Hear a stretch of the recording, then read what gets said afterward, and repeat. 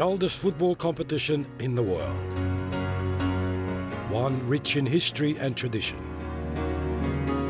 In today's final, two teams with vastly different outlooks.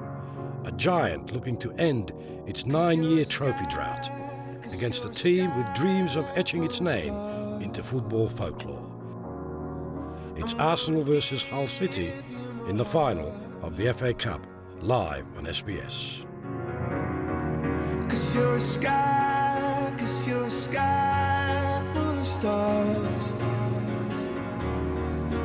'Cause you light up the park.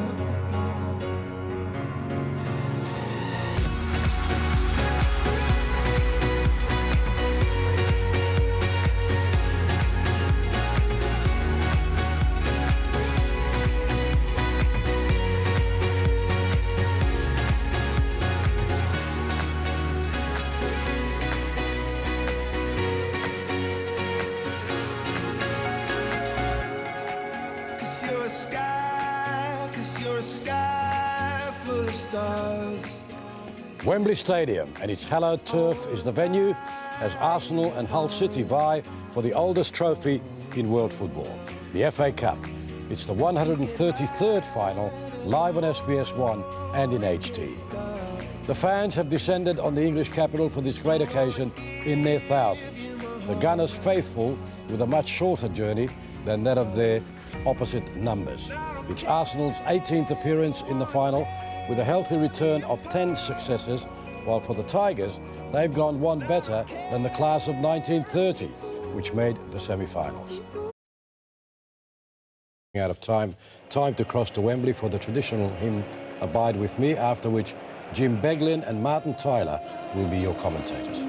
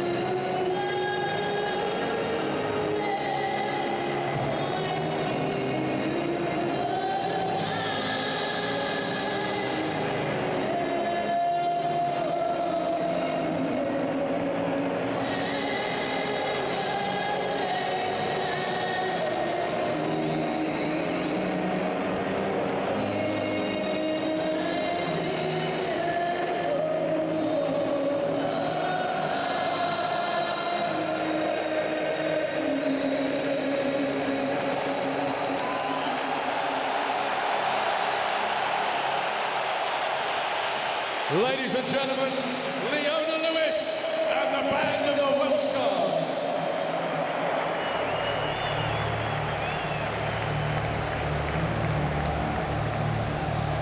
Obviously in the design that we know so well.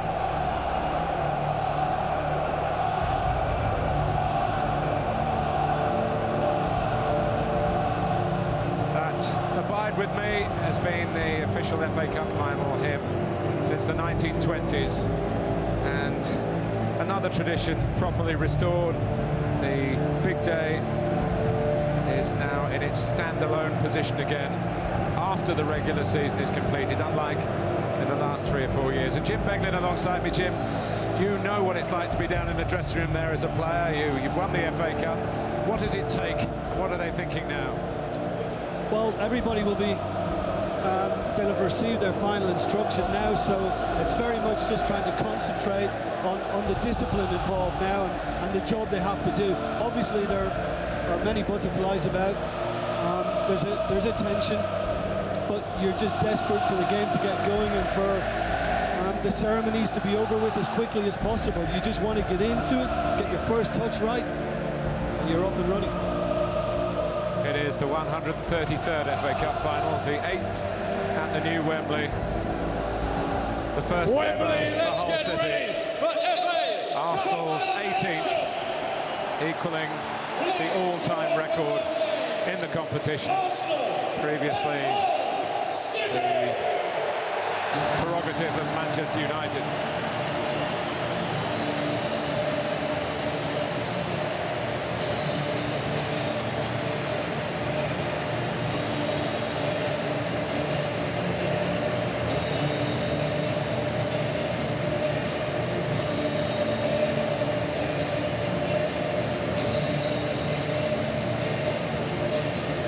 Plenty of pyrotechnics. Arsenal fans, young and old, knowing that their side are the overwhelming favourites. It's not always a blessing in this competition, as we saw a year ago when Manchester City were supposed to wipe the floor with Wigan Athletic and hold up the trophy. And you all know that what happened was nothing like the script. The Duke of Cambridge is a real football fan. Aston Villa. Aston Villa indeed. I've grown up with the thoughts that sometimes the royal family haven't been too keen to grace this wonderful occasion with their presence, but they've got somebody now say yes every time he's asked. Arsenal royalty in the shape of Arsene Wenger shaking the hands of the chairman of the Football Association, Greg Dyke, who's been very much in the news recently. Curtis Davis doing the honours for Hull City.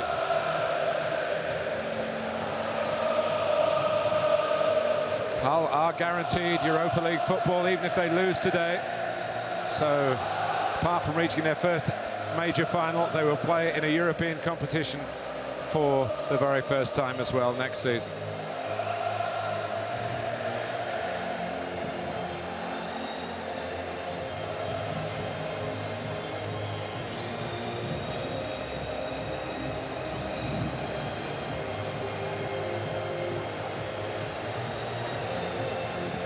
Well, the formalities very nearly over, but the stadium will soon rise for the national anthem. Led by Leona Lewis, who is accompanied by the band of the Welsh Guards.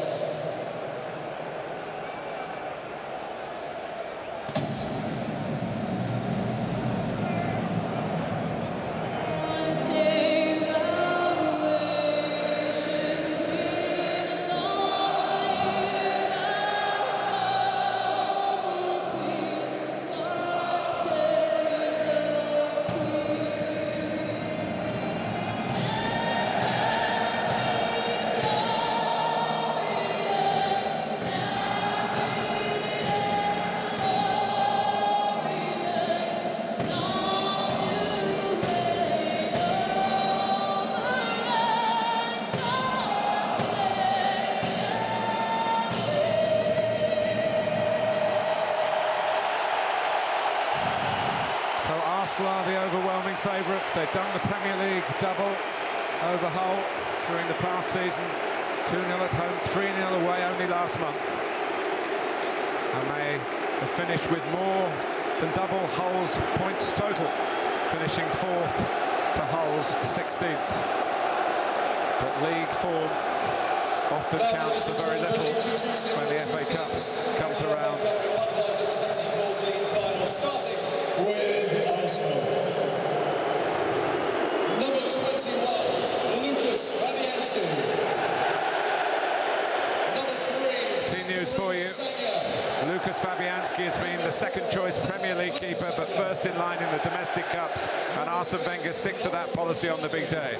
He rested some players for their final league game at Norwich 6 days ago, but back in come Mertesacker and Santi Cazorla. It's probably the last Gunners game for Bakary Sagna, who is set to sign for Manchester City.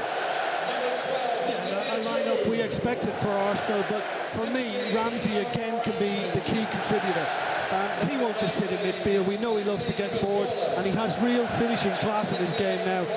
And those three in front, Cazorla, Ozil, Podolski, we'll see a lot of interchanging of positions, and all geared towards getting something for Giroud. They'll be looking to try and stretch that whole defence as much as they can. Steve Bruce has made 4 changes from the semi-final side that played here in April. Alan McGregor is fit to be back in goal. The manager's son, Alex, comes into a 3-man central defence in which James Chester has defied the doctors to recover from a hamstring injury. And Stephen Quinn and Matty Fryatt both scoring substitutes in that semi-final win against Sheffield United. They have earned the chance to start. Yeah, having tried 4-4-2 when the teams met last month at the KC Stadium, Steve Bruce has kind of reverted to the 3 at the back, which they're familiar with. El Mohammadi and Rosenior in the wing-back positions will be expected to tuck in, make it a back 5 at times, and indeed drive the likes of Cazorla and Podolski to do what they don't want to do and chase back. And I think they'll be looking to get Huddleston and Livermore very much on the ball in midfield, and Myler we expect to be the one to support Fryatt. For Alex Bruce, well, Nigel Clough played under Brian Clough, his father, in the final of 1991. And of course it was Nigel Clough, the manager, that Hull beat here in the semi-final in that win over Sheffield United. A thrilling game. Arsenal's semi wasn't so thrilling. They had to go to penalties against the holders Wigan. Steve Bruce has played in this competition with distinction. He has a couple of winners' medals, but he's also got memories of being told at the old Wembley in 1996 that he wasn't just playing, he wasn't going to play in the final against Liverpool, he wasn't even going to be on the bench, and that really his Manchester United career was over that day. They did lift up the trophy without him. I think, Jim, it's more about Arsene Wenger 9 years without a trophy than Arsenal, because teams that go a long time often change their managers. They've stuck with Arsene, and well, he'll want to put that barren run behind him now. Well, true, I think it is a case for Arsene Wenger. It's the final he dare not lose. The pressure really is solely on the Gunners. I think if Steve Bruce and Hull are to find a way for FA Cup success now, then they can't afford to carry anybody. Everybody has got to execute the game plan to perfection. Hull City to kick off. Lee Probert is the referee. Great day for all the officials, pinnacle in their professions. Hull have played here at the new Wembley twice and won on both occasions. A playoff final to get them in the Premier League for the first time, top division for the first time 6 years ago. And of course that seesawing semi-final against Sheffield United 5 weeks ago. We're off at Wembley. It's not particularly sunny, but it's pretty warm, almost muggy. Here's Liam Rosenior, rather. Leroy, he'll be looking on proudly, his dad, Liam Rosenior, one of the wing-backs in this formation that Steve Bruce is starting with. He's going to leave the free kick for one of the 3, the captain, Curtis Davis. Matty Fryatt up alongside Mertesacker.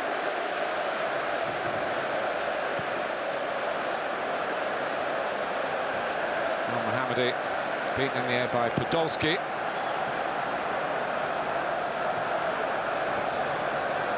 Very interesting to have the 2 Tottenham men, great rivals of Arsenal, in the whole midfield. Tom Huddleston, who's left Spurs now on a proper transfer. Jake Livermore's on loan and will go back to White Hart Lane. He's got the opportunity to go back as a real hero if he helps Hull beat the Gunners here. You mentioned the kind of seesaw semi-final they had, and first half they weren't too good on the ball, and Steve Bruce always takes a pride in that, so you would feel that Huddleston and Livermore are very much key towards helping Hull in that regard. Here goes Rosenior. Sanya gets a foot in. His professionalism totally trusted by Arsene Wenger. He's made it clear he's run down his contract, and all the talk is of that move maybe in the next few days, a deal done with Manchester City. Yeah, just to point out as well, we speculated that Myler might be the one that would be Stephen closest Quinn, to isn't it? fly out. Yeah. But little Stephen Quinn is the one who just seems to be given free rein here, Mark. Just play by instinct, get a feel for it. And obviously he'll be asked to tuck in, I'm sure, on Arteta when he gets on it deep in the Arsenal midfield.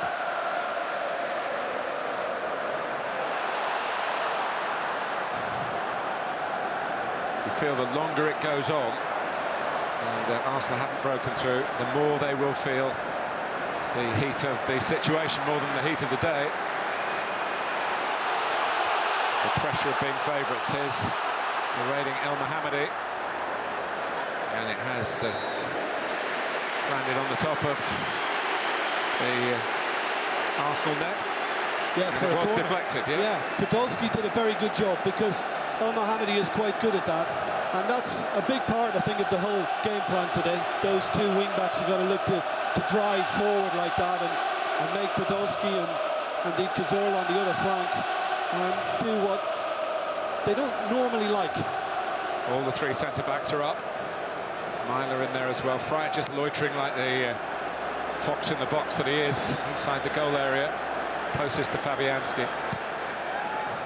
It's one that's set up for Huddlestone. Oh, and it's ended up in the back of the net. James Chester got the touch. Well, it wasn't quite the route that they anticipated, but it's given Hull City, the underdogs, what could turn out to be a famous first goal.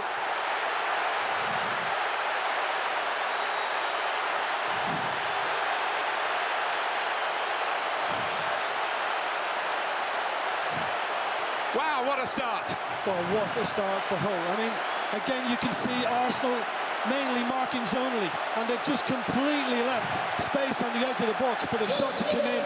But I think Chester does remarkably well because this comes at him so quickly, and all he does is redirect it because the pace is already on it, and he just has to steer it. And it's out of Fabianski's reach. There's nothing the goalkeeper can do about that. And Arsenal just got caught cold and didn't defend it well. Jim, he shouldn't be playing. He's the one he was ruled out. Steve Bruce saw him running on Monday at the start of this week, said, well, you better do a bit more. You might be able to train with us. He trained on Thursday. And he's in the team because he has been their most consistent defender this season. And now he's a Wembley goal scorer. This is what the FA Cup. It writes chapters like this. It's just an improbable story. And it might not be an impossible dream for Hull City. Well, let's see how it develops from here. But yeah, Ben Watson was the hero last season. Late. And maybe, yeah, Late. maybe it will be Chester today.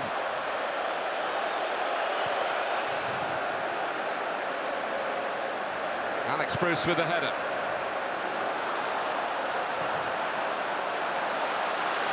Well, there's no doubt that Huddlestone's going for goal with the shot, but that's what happens if you fire it into the danger area. It can go in off anybody, really, but it went in off a teammate this time, steered in by Chester.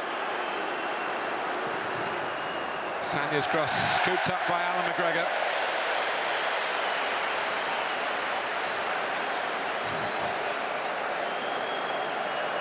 Well, is it going to be another day of Wembley woe for Arsenal? Very similar to 3 years ago in the League Cup, where they were strong favourites just as today to beat Birmingham City. Arsene Wenger's side crumbled on the day, only went home with losers' medals. Yeah, so there's a long, long way to go. There is indeed. And Obafemi Martins did the main damage that day with the winner for Birmingham, of course. But yeah, if there is a consolation for Arsenal having conceded so early, they've got a lot of time to work their way back into the contest.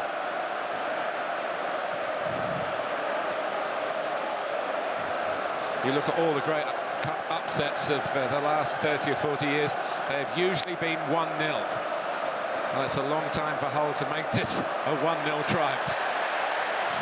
Wimbledon against Liverpool, of course, Wigan last season. Sunderland against the star-studded Leeds United in 1973. Southampton against Manchester United in '76. I don't think he can quite believe it, James Chester. But I love to see imagination like this because it was beautifully worked. And you know, when a team does mark zonally, play around them. Just play away from where all the positioning is. And Tom Huddlestone was able to get his effort away because of that. And Chester immaculately followed it up. It was beautifully guided. Is it all going wrong for Arsene Wenger again? A shake of the head, I'm sure, will be followed by more positive thoughts than that.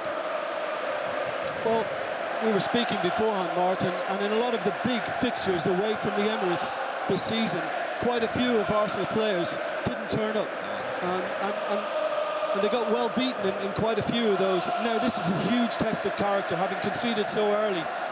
Arsene Wenger will want to see how much spirit there really is in this side now. And how much confidence there is in the side, because lads like Kieran Gibbs have been at the club a few years now. They have felt the pain of the lack of gain, if you like.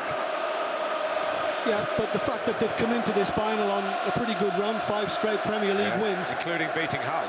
Yeah, confidence will be decent. It shouldn't be too problematic. But the thing is now, Hull might have come in with much lesser confidence, but that goal has changed that straight away. That's Myler going for it. The set piece threatens to undo Arsenal again. Quinn, good play from him. And it's nearly 2, and it is! It's Curtis Davis this time. The defenders are doing the job, and Arsenal have got no defence against them.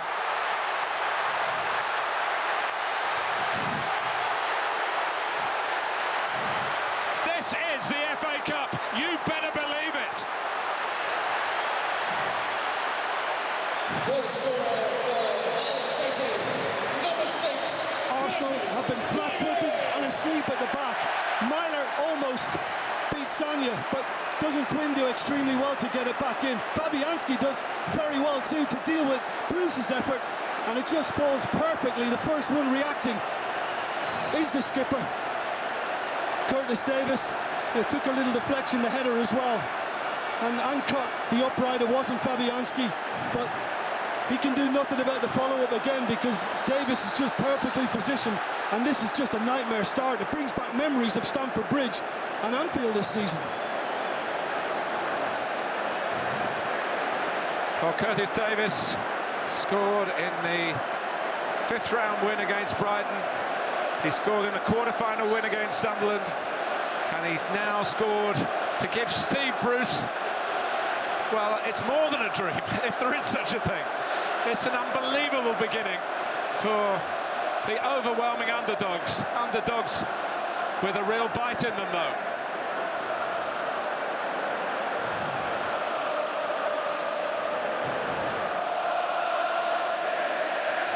Arteta. I'm scratching my head. I go back a long way watching FA Cup finals. I seem to remember Sheffield Wednesday being 2-0 up in 1966 against Everton and ending up losing 3-2. That was an interesting year. Now, what have Arsenal got about them? Well, touch has got to be better than that from Podolski. They just need to try and find the composure in very quickly. Sanya, James Chester and Curtis Davis have put themselves on the roll of honour of scorers in an FA Cup final. And son of Steve, you know, almost pulled it off just before Davis did. Well, now we'll see whether this formation, which I heard 1 or 2 people when the team was announced saying, oh, Steve Bruce has just invited pressure here. He's gone with 3 at the back. Arsenal will get a lot of the ball. It'll be held against the Hull manager if he has a bad day here. Well, he's obviously picked the defenders to come and win the match. Well, as I said at the start, Martin, you know, they're familiar with the system. It's not as if he's gone to something new. And I think, you know, having played a month ago at the KC Stadium with 4-4-2 and tried to be aggressive and bully Arsenal a little bit in that game, and it backfired. I didn't ever think he'd go with 2 out-and-out strikers today. Myler. Well, I guess if the Hull fans are having negative thoughts, they'll be thinking, well, it was I've used the term seesaw, a roller coaster ride in the semi-final. And getting a good start, getting a good first half doesn't guarantee you end up with the right result. Well, I think Hull knew that the pressure was on Arsene Wenger and indeed Arsenal. And I think psychologically the pressure on Hull themselves was the Premier League. and they stayed in the division. They achieved what they wanted at the start of the season. This is bonus territory. Steve Bruce told them, go and seize the moment. And psychologically, they're just playing without any fear. Well, they've certainly seized the early moments. Arsenal 0, Hull City 2.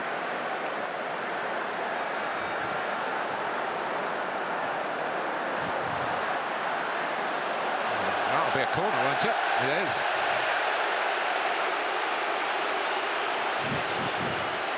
Up goes Davis again. Yeah, and again we're going to have a situation where you've got Arsenal already positioned zonally, standing still. While we've got a lot of Hull players who are going to be making runs from the edge of the box now. They'll have the momentum and the leaping power. Well, it's only Alex Bruce who hasn't got in on the scoring act of the three central defenders so far.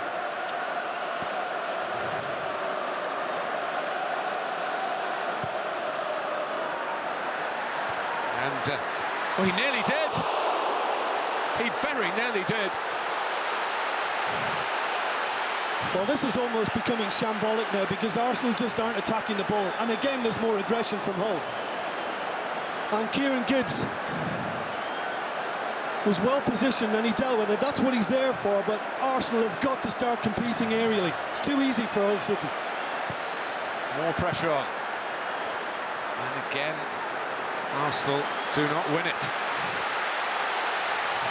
But how important will be that save on the line from Kieran Gibbs to stop Alex Bruce making it 3-0 in 13 minutes.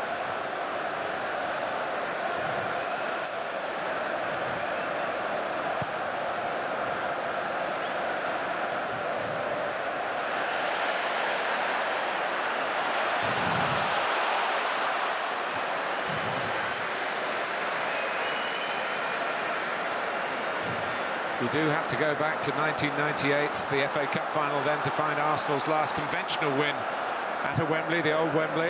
As I say, they did get through the semi-final on penalties. They played at the old stadium for one season in the Champions League for their group games. That wasn't a waving of a magic wand. I mentioned the League Cup final of 2011 where they were beaten by Birmingham. Here's Santi Cazorla.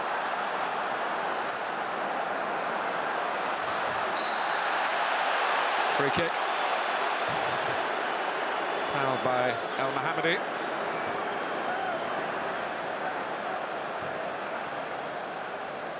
Ozil.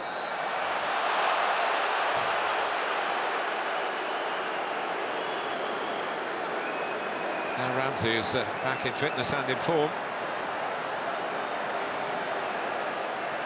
Sanya. Yeah, and I think we should never underestimate as well how good a finisher he's become.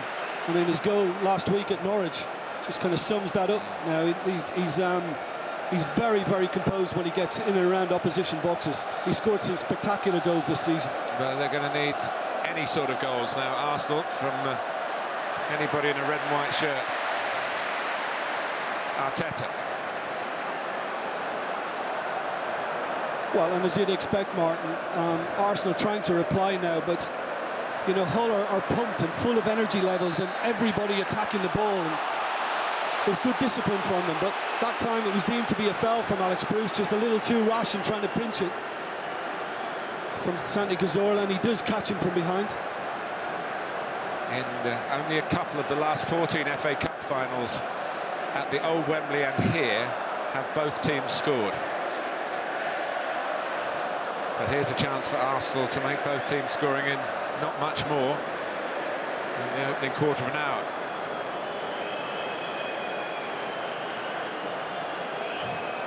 Alan McGregor, the goalkeeper, might have missed the semi-final here, but he did play for Scotland against England right at the start of the season back in August.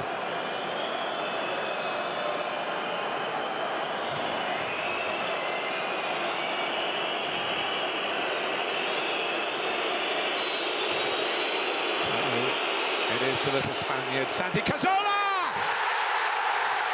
Arsenal 1, Hull 2. A classic free kick. And we're heading for a classic FA Cup final.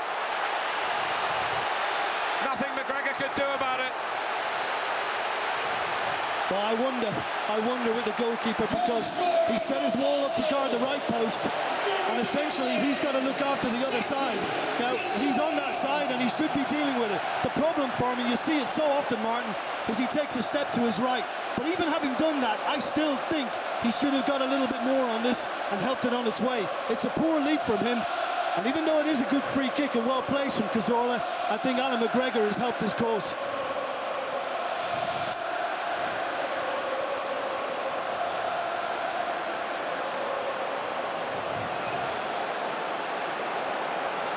He knows it. Yeah, he knows it. And he's been out. It's quite a nasty injury that he had. It was a kidney injury.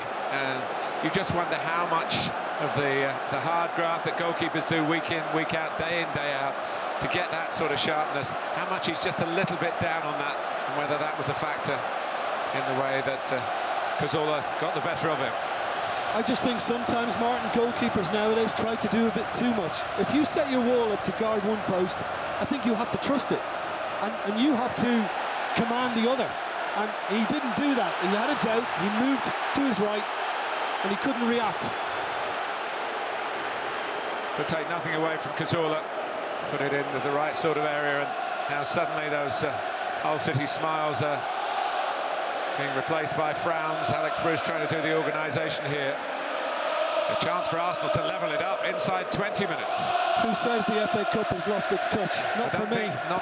Not too many people I know. It's a brilliant competition, rightly revered around the world. There's Mertesacker. Sanya had a stretch at it. Not complaining. Mohammadi is struggling as he tried to clear that.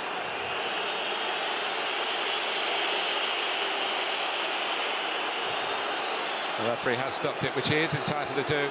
But still, no one has ever quite sorted this out. It should be the referee's call. Some players believe in playing some etiquette regulations. Yeah. It's margins, fine margins, but as you say, Jim, from McGregor's point of view, he got the margins wrong. Yeah, he knew it as well. We could see it from his reaction. He was angry with himself. He didn't trust the fact that the wall would do that part of the job. And I think even though he readjusted, his leaping, he didn't get any power in his jump, and that was the problem. And I think he was irritated with himself for that. But listen, Cazorla hit it nice and true, and it did the trick. The concern is for Ahmed El Mohammadi.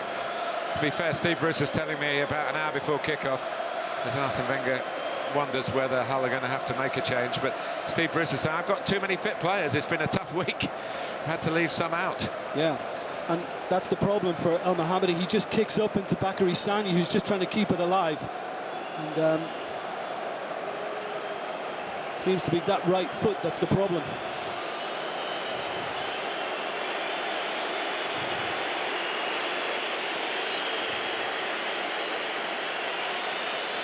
Paul McShane is a defender available on the bench, although he'd be perhaps more used to playing in as one of the back three.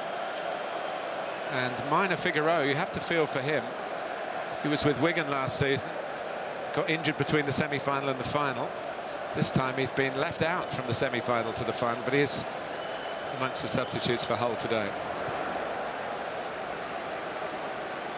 Yeah, I mean, hopefully it's just a kind of a little impact injury for El Mohammadi, who's back on the pitch now.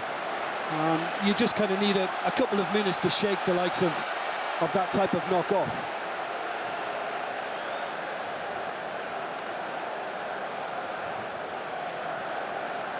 We've already equalled the most goals in a final at the new Wembley.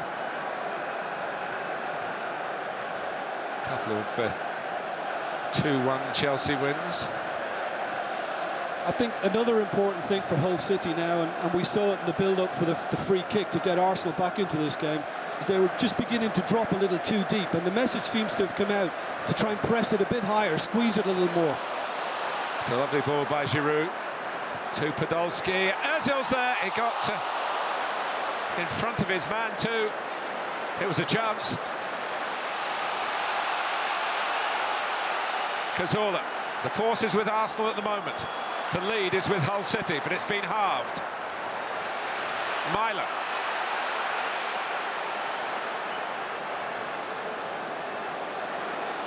Rossinia.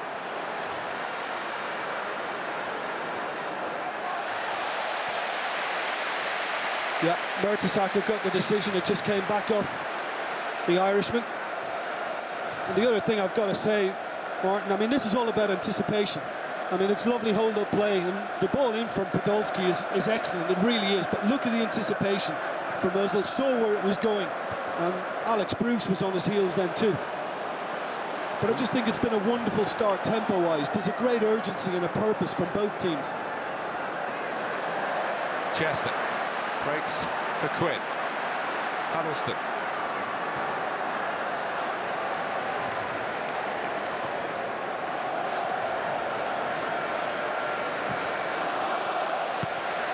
Rossinia. Mertesacker's header. And certainly Santi Cazorla is in the mood. Had a big part in the earlier rounds too. Scoring in the win against Tottenham. And then again against Coventry in the 4th round. Arsenal have never been outside of North London to get to this final in North London. That's happened for them before, back in 1950 when they won the FA Cup.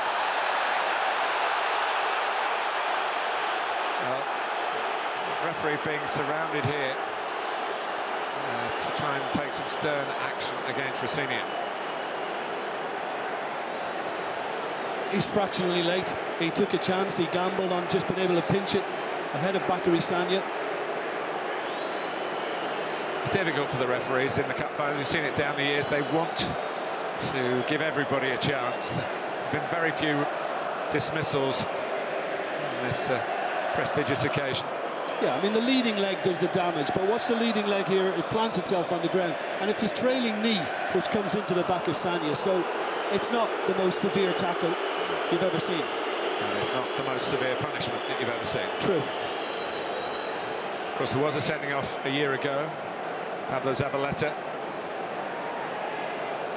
As Wigan overturned the odds in a similar fashion to the way Hull City are trying to do it today.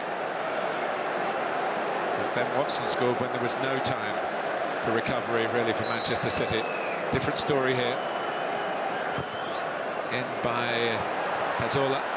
Ozil. That might have been going wide, but no taking of a chance there by Curtis Davis. Now, Arsenal are not happy about the fact that the ball was already out of play before it was moved a lot further out of play by El Mohammadi then. Giroud.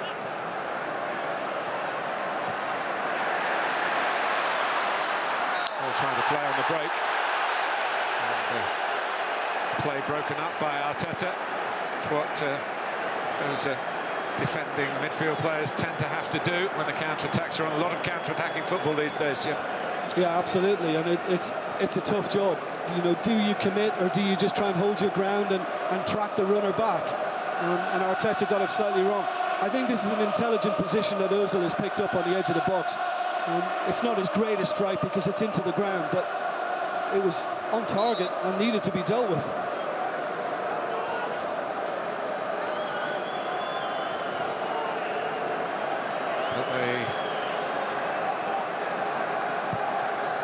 Bit by bit, are working their way back into the FA Cup final. Arsenal. Each club given 25,000 tickets, which is, well, just scratches the surface of the demands, really. A lot of the football family, as the Football Association call members of their clubs from not just the top divisions, but all the way down into the non-league scene, are rewarded for their involvement in football by having the chance to buy tickets. But it does look to me as though quite a few got into areas that would be neutral, wearing either red and white or black and amber. Davis, Livermore, Davis. Lee Probert getting in the way, and it allows Cazorla to step in. Here's Podolski. Well, there was a diagonal on, then it wasn't spotted that Ramsey wanted. Kieran Gibbs will have to sprint back here. Preferred to Nacho Monreal. It's been quite a battle of the left-backs for Arsenal this season. Yeah, a little frustration from Jake Livermore then, who broke the play up in midfield and made a good burst forward. Just went a little too far with a foul on Kieran Gibbs. Sagna. Zola let it run, and Ramsey loves to get into these areas. Giroud is trying to steer it using the defender as a screen. That's Podolski, and well, we'll never know where it might have ended up. Deflected for a corner.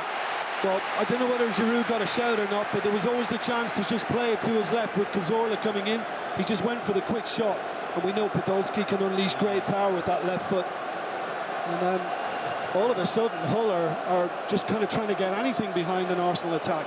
It's more the sort of game we expected at the moment territorially, isn't it? But of course, Arsenal having to repair serious damage. Made away by Alex Bruce well.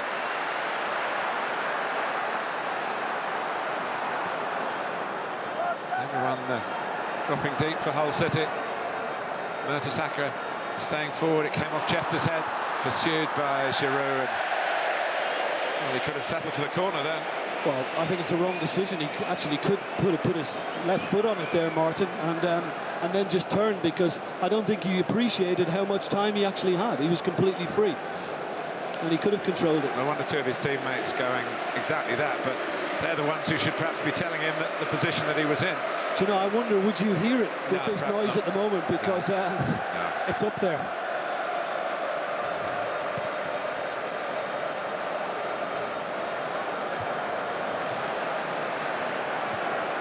Oh, and there's Giroud jumping in powerfully and also landing, catching Davis around the thigh. It's a bruised thigh muscle there. Dreaded dead leg. It might be a problem for later on. Yeah, I just wonder, was it the landing more than the contact? It didn't seem that strong. Oh, what a fantastic first, not quite half an hour, 30 seconds or so away from it, but you get my drift. Absolutely definitive FA Cup football. Enthralling. Sagna. Ramsey has played in an FA Cup final before. He came on for his first club, Cardiff City, 6 years ago. Now, again, there are Arsenal appeals for maybe a yellow card to be shown by Lee Probert, but again, the referee says no. And there has been a real leniency about him in just trying to let the game quicken as much as he can and not hold it up too much.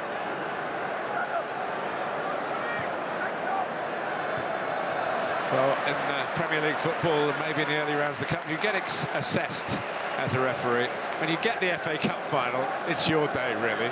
Referee how you think fit. And I don't think the game has suffered from Lee Probert's leniency, if you want to call it that, in the opening half an hour, even though Arsene Wenger might be saying, well, there could have been an extra card or two. I like to see that, Martin, too. I think some referees can maybe overdo it in the early part of the game, and then they're left in a very awkward position come the second half.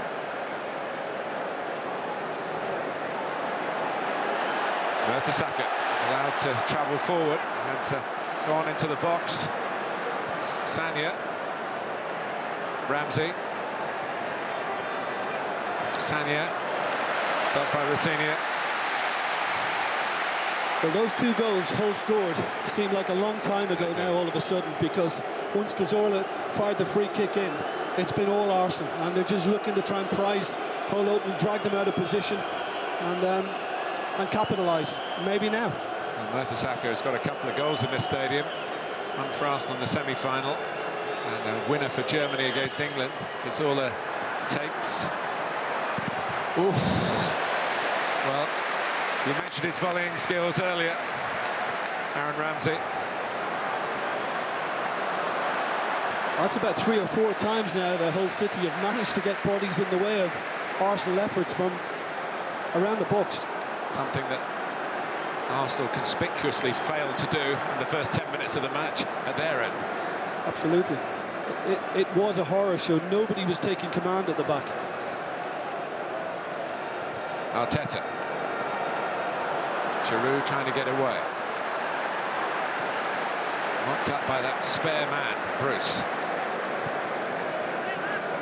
How difficult is it for your dad to pick you for an FA Cup final? Not always a regular, is he, Alex Bruce, in the Premier League team?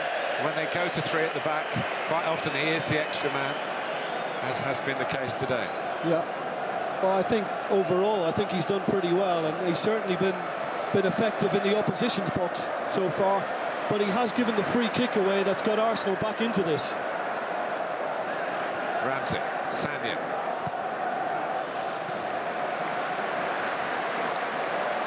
Here's Koscielny, who's had such a fine season. Mertesacker is probably more the player now for Arsenal that everyone thought he would be when he first came into the English game. Such a big reputation from Germany. But to have that many caps, I think we always felt that he was probably going to come through. Sanya. Headed by Huddleston, clearance from Myler. Matty Fright, who hasn't had too many touches, but he could get a crucial one in the penalty area. He's a natural goal getter. He's done very well in this competition. Lee Probert letting Hull play on might turn out to be a very good decision. Senior. Fright.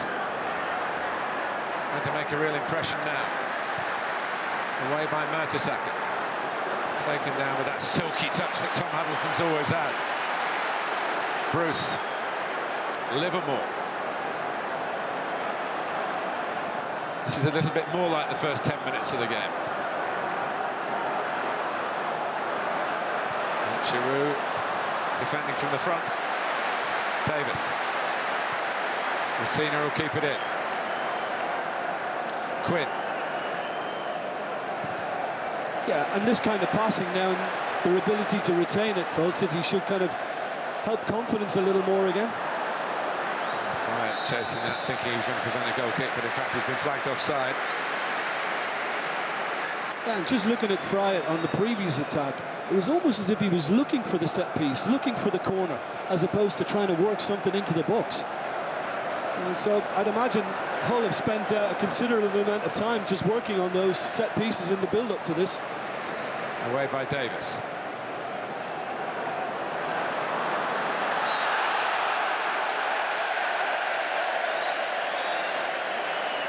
Hull's free kick.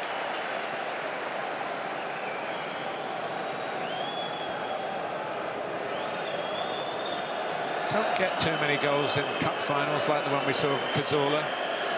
Remember Stuart Pearce, the final that we've been mentioned because Nigel Clough played for Brian Clough, and they didn't win that, did they?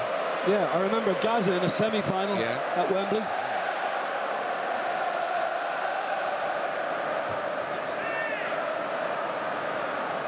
Set plays have been very important in how the scoring has gone. Here's Myler. Keeps getting a header in. Oh, there aren't many players about who can do that, but Tom Huddleston is certainly one of them. Agreed. He plays the game at his own pace at times, but boy, has he got ability, and great technical ability at that. But as is always the case with a bouncing ball, just as you strike it, it's always likely to rise. Mertesacker. Arsenal trying to rise from the ashes of being 2 early goals down.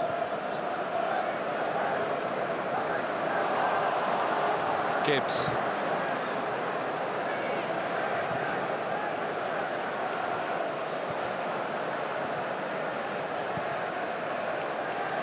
So can't get away. Quinn, nicely done. It's the furthest forward for Friat, so he needs some help. It comes from Myler, and he wasn't the only one. Quinn.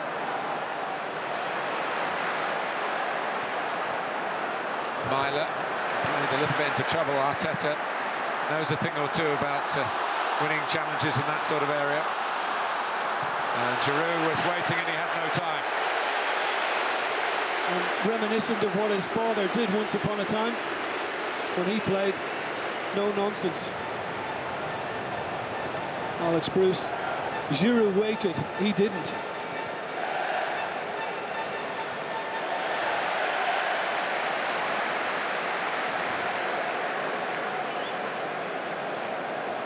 Yep. And Steve Bruce looked a lot like Alex Bruce, didn't he, when he was starting out those days at Gillingham and Norwich City for the heyday of his career with Manchester United, winning the FA Cup in 1990 and 1994.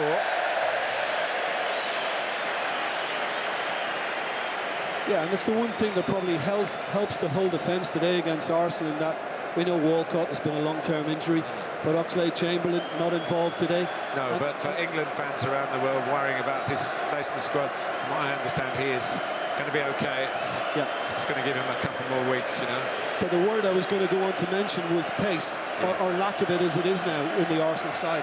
I mean, Hull won't be overly worried that anybody is going to be able to outrun them in behind.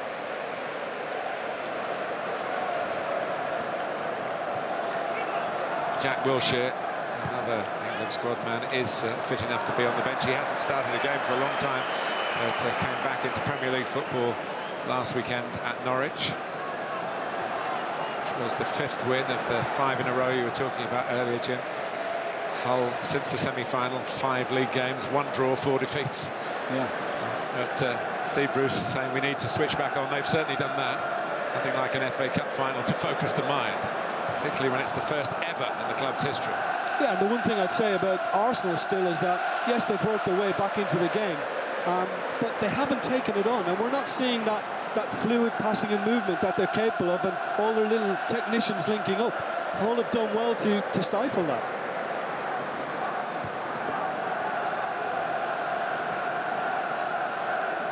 I think part of the reason is they know they have to defend as a team. We've seen Giroud hunting down from the front. And having a decent amount of the ball. The shape is not making his... Arsene Wenger tends not to change his tactics too much, whatever the opposition do, believing in his own players, his own method, plan A, if you like. Here comes Koscielny. The problem there was everybody just ran away from him and gave him a tougher ball to try and pick out. I think Mertesacker thought he was fouled by Fryer, but referee Probert didn't. I think Frye's doing well, Martin, because he's managed to hold it up, and he's used his body extremely well at times. Good strength. It's amazing. He hasn't started a Premier League game all season. Here he is in the FA Cup. That's partly down to Nikita Jelavic and Shane Long. The main striker's been cup-tied. I'm a little surprised that Jake Livermore there. I thought he might have just taken Arteta on, because for a moment he got behind the Spaniard and he had a good yardage on him, and I think he kind of helped his cause in letting him back in. I think he could have driven that into the box.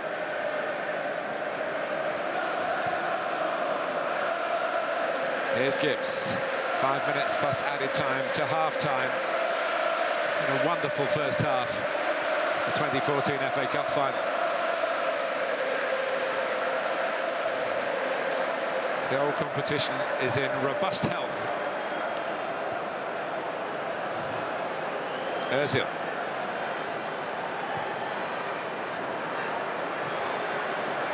Giroud asking for handball, getting it. Put out by Myler.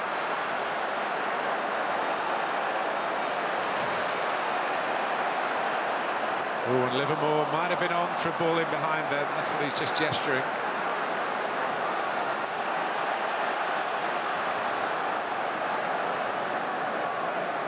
Size of Wembley, big playing area, the warmth of the day, the tension of an FA Cup final, something the players have to deal with as each half comes to a close, and possibly, of course, the need for extra time. Yeah, and the intensity that began this game is still there.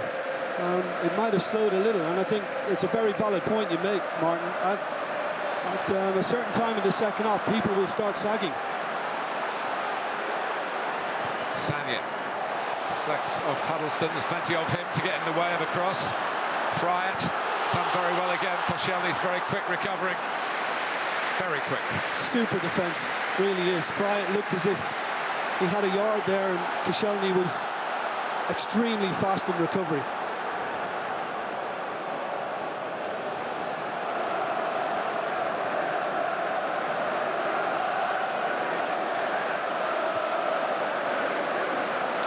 3 minutes task for Hull to make sure they go in at half-time with a lead. Arsenal would be absolutely thrilled if they could wipe out a 2-goal deficit before the break. You'd think the psychology of the day would certainly swing their way if that happens. Just Hull City need to take a little bit of care, look after the ball at the moment. It just eases a little bit of pressure and it'll just grow the confidence some more. They should believe in themselves because they can certainly play a bit.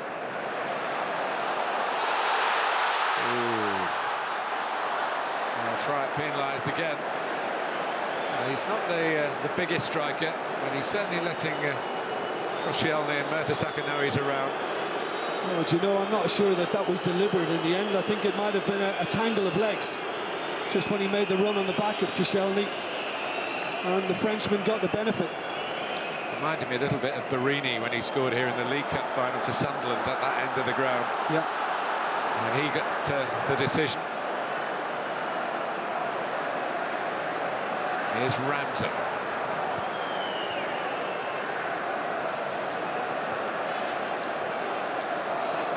Giroud. Got by the leggy Davis. Quinn, oh, he's taking a risk here. Giroud. Oh, Stephen Quinn can breathe again, but maybe not properly because Gibbs is going to keep the pressure on. Headed out by Davis. Well, Stephen Quinn will be one relieved young man because he almost put his side in big trouble. Then he just dallied on it way too long. Indecision. I wonder whether Giroud was going to wait for him to lunge in as well in his desperation to retrieve it. Got away with it. Dare I say with you about the luck of the Irish in the end? It's, backing yourself on the ball is important, especially when you're the underdogs. But not in those areas. Yeah, there are places to play. We're hearing there'll be 3 added minutes. There's still time for Arsenal to level it up. It's all who got them back in the picture with that free kick. Gibbs. Cazorla again. Still popping it around now with confidence and in the sort of areas where Hull have got to be careful making their challenges. Patience didn't quite pay off that time, but again that's more of a cameo of what we expected to see for maybe the first half right from the off.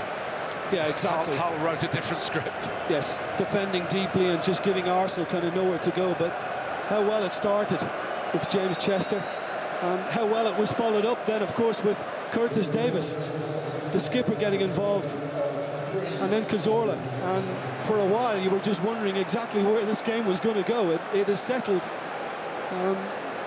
a bit, but still very much in Hull's favour.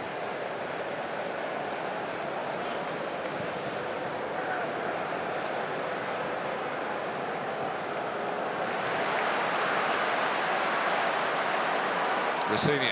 That's where Hull have been reasonably impressive, haven't they, Jim, since they went 2-1.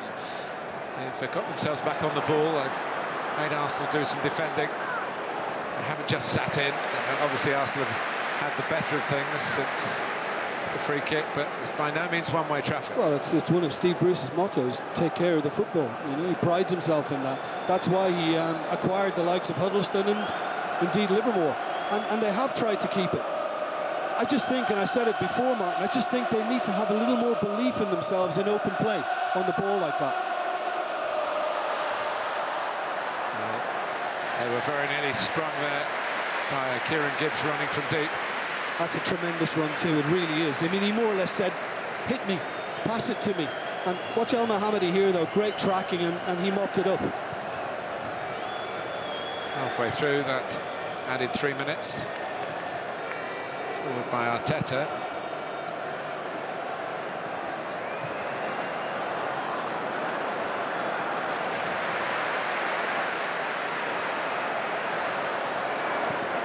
Senior. Good pressing again by Giroud, forced the error. Ramsey.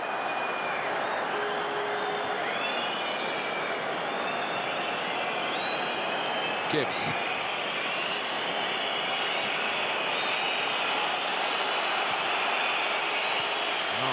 The Hull fans calling for the half-time whistle. Or wouldn't Arsenal just love to sneak another now? Well, I think the ball was caught there, and Lee Probert was the other side of it to us. Saw it the same way, allowing Al Mohammadi to break forward. Fabianski had too much to do apart from deal with the ball being in his net twice. Kieran Gibbs header off the line. Stop Alex Bruce making it 3-0. So that the time might turn out to be a turning point.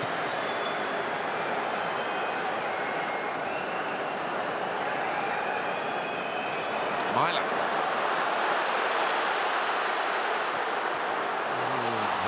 Well, telegraphed his intentions.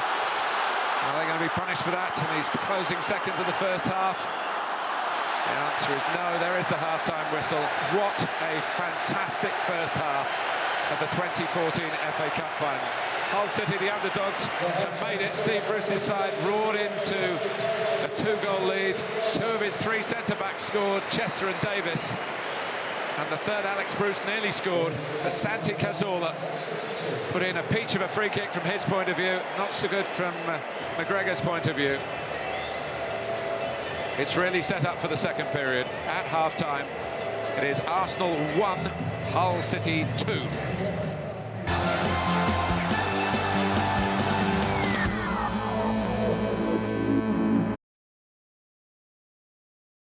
The answers to it in the next 45 minutes. Players are out. Let's go back to Jim Beglin and Martin Tyler. And that's the one thing I think Steve Bruce has on his bench that Arsene Wenger doesn't quite have, is some pace. So that may well be utilised to good effect in this second 45 minutes now. But these Arsenal players have got 45 minutes to end 9 years of drought now. It is a huge 45 minutes for the Londoners. Away they go.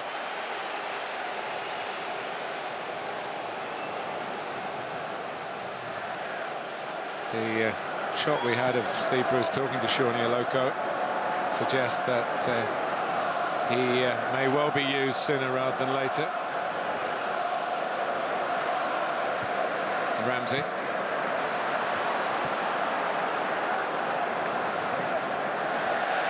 Well, we had a first half of differing phases. The blistering start from Hull City, forcing the set pieces, which Steve Bruce had prepared his team so well to capitalise on, racing into that 2-0 lead. Arsenal got a goal back and got a real lift from it, but it didn't lead to total domination for the rest of the first half, and Hull got the ball down and played again. So they're going to try and do here, but it's miscued by the head of Quinn.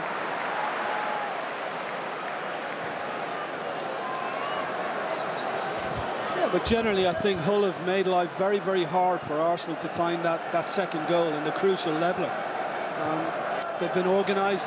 They had to be disciplined. We knew that, and they're not really giving those Arsenal players like Özil, Cazorla, and co, you know, the room to operate.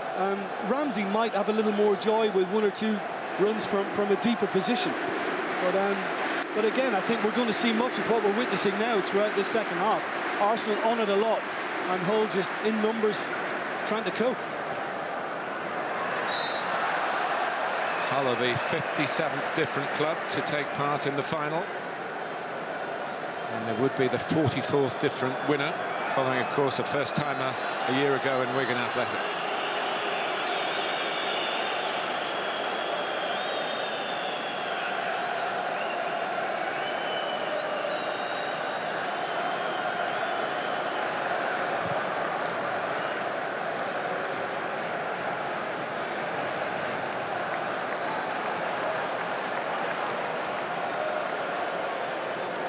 Gibbs.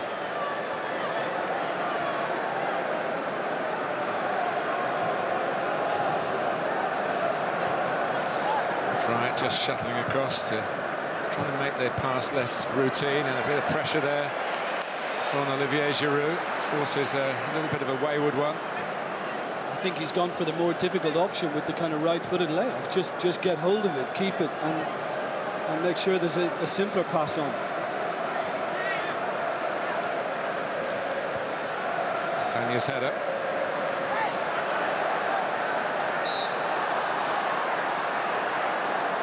Well, Hull thought they were going to get a free kick there for a foul on Quinn. And instead, it's an Arsenal throw.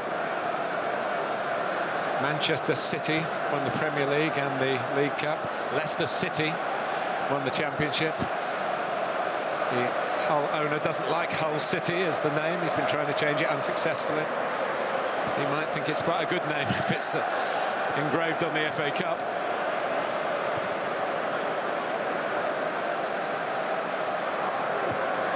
Arteta. Ozil just a little bit on the short side again. It's going to be a test. We know Arsenal are good footballers, Jim. It's going to be a real test of their character here. Yeah, I said that to you in the first half, and their spirit and their togetherness now. Yeah. Their teamwork has to come to the fore. This isn't all about individuals being able to produce moments now. They've really got to step it up as a unit and find a way through what is looking now a very stubborn Hull City rearguard. And you can see as well, there's an emphasis from Hull just to trying to keep a higher line. They started to drop a little too deeply to help Arsenal's cause in the first half. Well, they're trying to rectify that. Ramsey.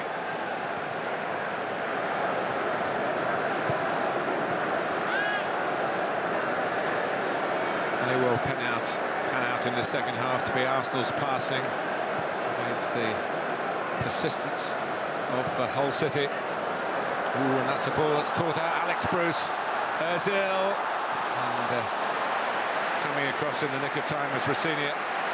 Well, but that's much better from Arsenal, and that's where they've got to get.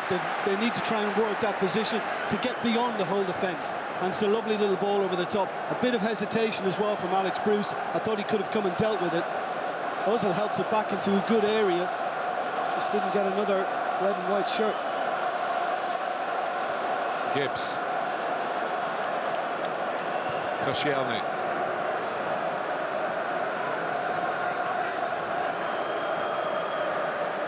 Cazorla's back heel. A flick that doesn't find its target.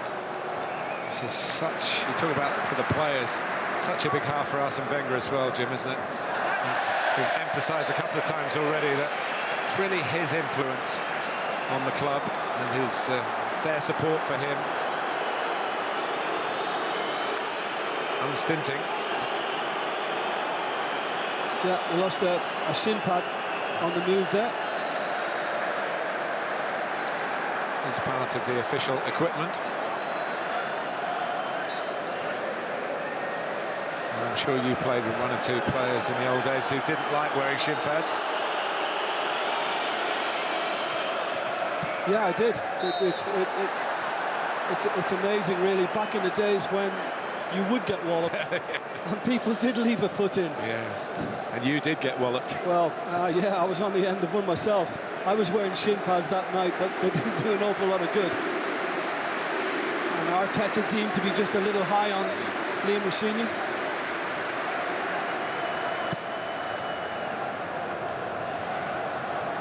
Over El Mohammadi, the Egyptian, emphasising the global nature of the Premier League clubs in England. We have to say England and Wales, of course, with Swansea, the now relegated Cardiff City. Much, I'm sure, to the chagrin of Aaron Ramsey, his hometown club.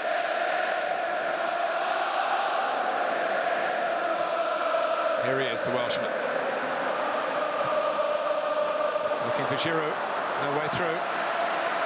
Hull hope to keep those barricades up for the remainder of this half. And if they do that, they will be FA Cup winners. So.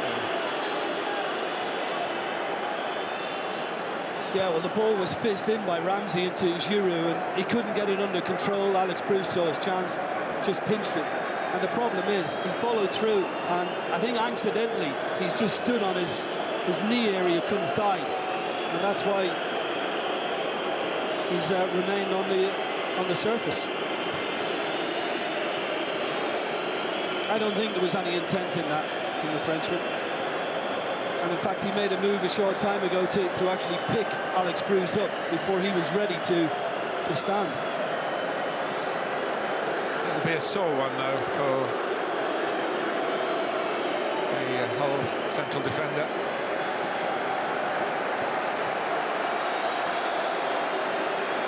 I don't think there'll be any changing of removing one of the centre-backs and going to a 4 in these circumstances. It's worked very well defensively.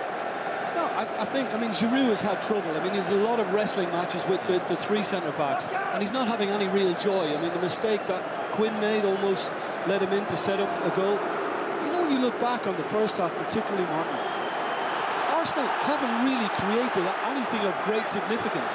One or two little half-chance moments, but that's been it. And I think the last thing Steve Bruce will want is to have to make changes defensively. I think Hull are doing fine. Friat is a real pest to Koscielny.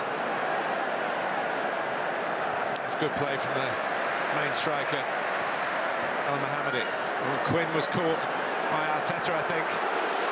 Huddleston can hit them with either foot. Quinn's back on his feet, which suggests that it wasn't too sinister. Yeah, well, he felt that Arteta just left one on him. It didn't look too bad from that angle. And I think, again, the problem with this for Huddleston is just he's a little on the underside of the ball, and again, it's only going to lift.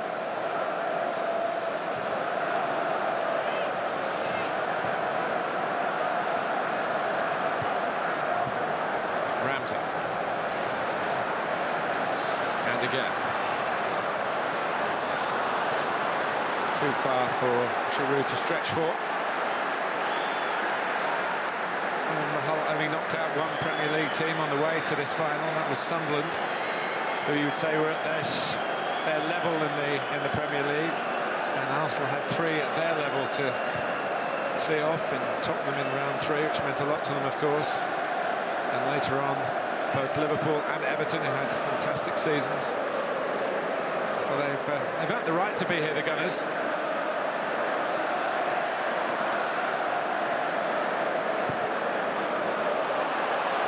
Here's Huddleston. Backed up by Friat. It's nicely worked between the two of them. Oh, and he just maybe touched too many. Matty Friat. Yeah. And the Hull City fans are screaming for a corner, but I think you could see it from the reaction from Friat that he knew it was off him last. It's a lovely one too at Huddleston. He just needed to be more decisive. That touch was too heavy, and it did go out off him. Ramsey. Well, that's better from Giroud. That's what he's got to do. He's got to hold it, and he's got to find somebody else. Yeah, could take a lesson from Friat just now. I think out of the 2 number 12s on the pitch, even though Friat maybe hasn't seen as much of it, I think he's been more efficient. Arteta. Well, I think if there are going to be a change for Steve Bruce, that will probably be the one when Matty Friat, who doesn't start in the league, maybe has reached the point where that part of the team needs refuelling. Yeah, absolutely. I think there's a good chance of that. But he likes the FA Cup, Martin. He's got a few goals, hasn't he? Certainly has got 4 of them. Here's a free kick to Arsenal, just coming towards the just past 10 minutes played in the second half.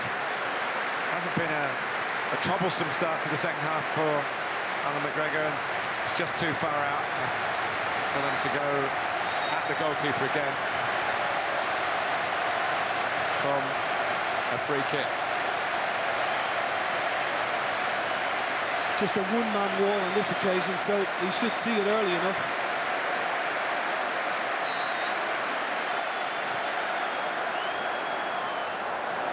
Corner. Yeah, and it looked like Alex Bruce, again, just managed to glance it away from an Arsenal head.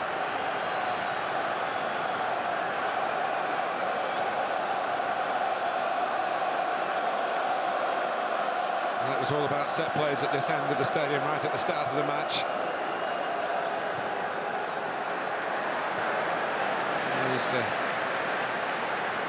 There's Defenders who either scored or threatened goals have to do the job that they're really paid to do. And Arsenal swinging their set pieces. Gibbs. Giroud claiming he was being grabbed. Oh, he swung round there. Well, at Tom Huddleston. He's played on it, Giroud, but he's certainly pulled here. Just watch as he comes around the back of Huddleston. There you go. There's the hand, pulls him back, and I think it's a good penalty shot. And just when Pryor thought there was more FA Cup goals coming his way, he stopped. Another angle on it. I think Huddleston knew where Giroud was. Yeah, he had a little feel for him, but just watch this part of it. I mean, yeah, look, it's gentle enough, and Giroud, we know, has played on it, but it could have been one of those where a referee is convinced. If you feel a touch, you're entitled to go down, but it's the way you go down. Yeah. That wasn't a touch that sent him down, I don't think. Yeah. He just overdid it. Yeah. Referees get annoyed when they see things like that. But not annoyed enough on that occasion to book Giroud for over-egging the pudding, so to speak. I think the referee has been very good. I think Lee Probert has been very sensible today. Not been too happy recently. He's a fan of Bristol Rovers Football Club, and they've lost their place in the Football League. The consolation is he's got a place in Wembley, refereeing the FA Cup final, and giving a free kick here. Easier to give in that part of the pitch, of course. And he's produced a yellow card for Huddleston. Yeah, and to be honest, Arsenal, as soon as that was given away, and Huddleston is late on that one, on Santi Cazorla, and Arsenal were encouraging the referee to issue yellow. Mesut Ozil is the man in charge of the free kick. A few seconds short of the hour mark at Wembley.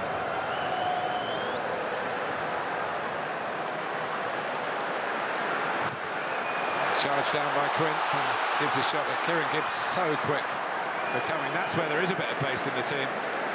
He did get forward a couple of times well in the first half down that left-hand side.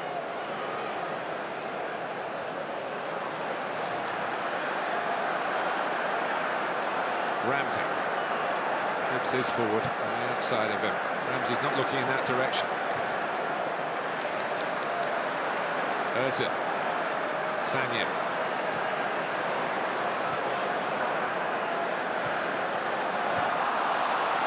Maslar readying themselves for a substitution.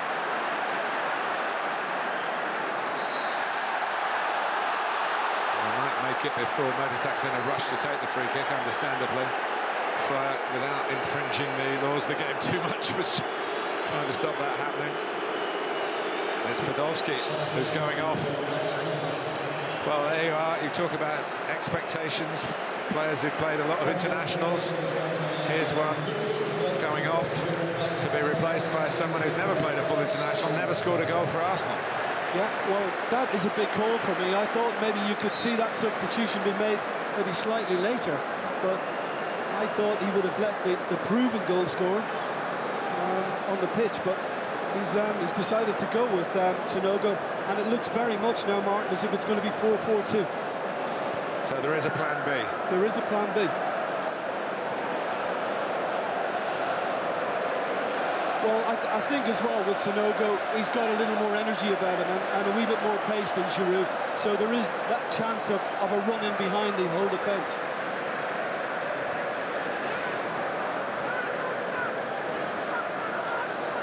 Well, it was a substitute who settled last year's FA Cup final, Ben Watson.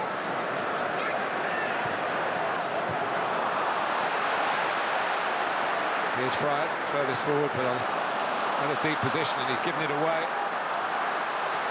It's lovely football from Arsenal. Sanogo playing his part, and maybe, well, he stayed on his feet to his credit too when he could have gone down. Here's Gibbs trying to show that acceleration, and it has gone out, but not by much. But that's the Arsenal we expected to see. That lovely little kind of... First real Arsenal move, definitive Arsenal move. Exactly, all those little flicks, one-touch stuff. And the problem was Sanogo just actually knocked it a little behind of where he intended. That was the problem, and in the end, Gibbs has just tried to take his man on and overran it. more frustration.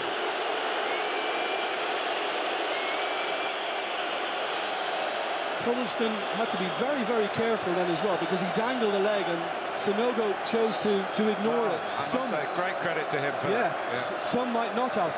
Some might say he's not seasoned enough a professional to have maximised it, but that would be very cynical. And we're not in that world, you and I, Jim.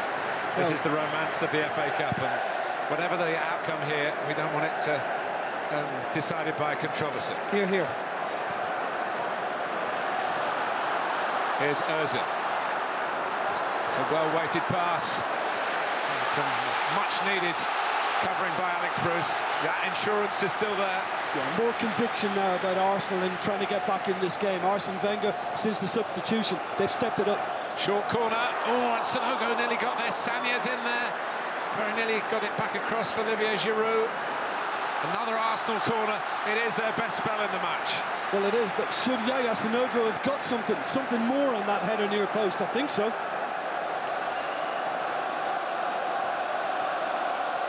The favourites are on the front foot here, but they still trail by 2-1. In goes Koscielny. Certainly they've got players from the back who can score, as Hull have shown they have as well. Yeah, I mean, it's a nice little dart by Koscielny, and he's away from Alex Bruce, who doesn't get to him, and unfortunately for him, he just can't stretch and get enough on it.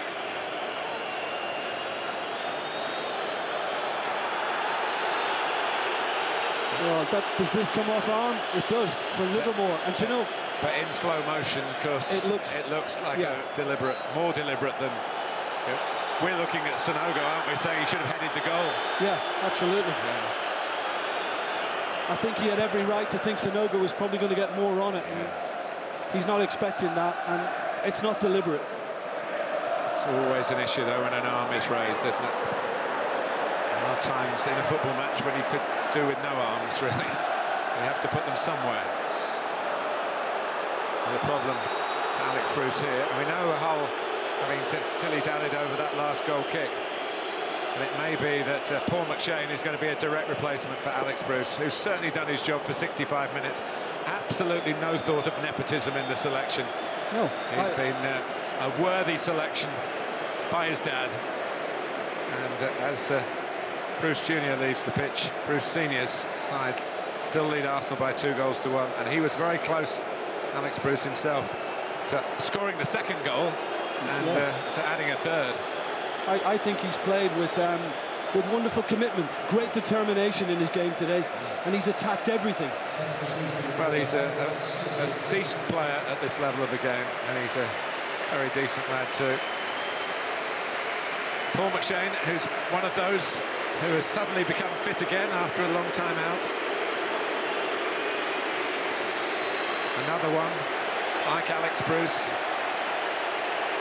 like James Chester, with Manchester United roots.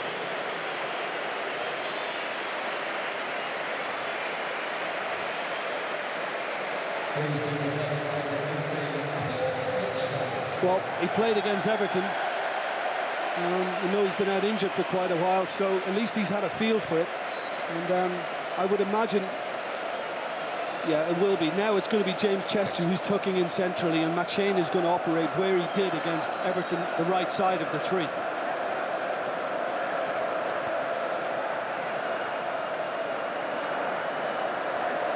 It's interesting, Arsene Wenger complaining about the time that's being used up here. If Arsenal were 2-1 up, I'm sure that they would be embarking on something similar.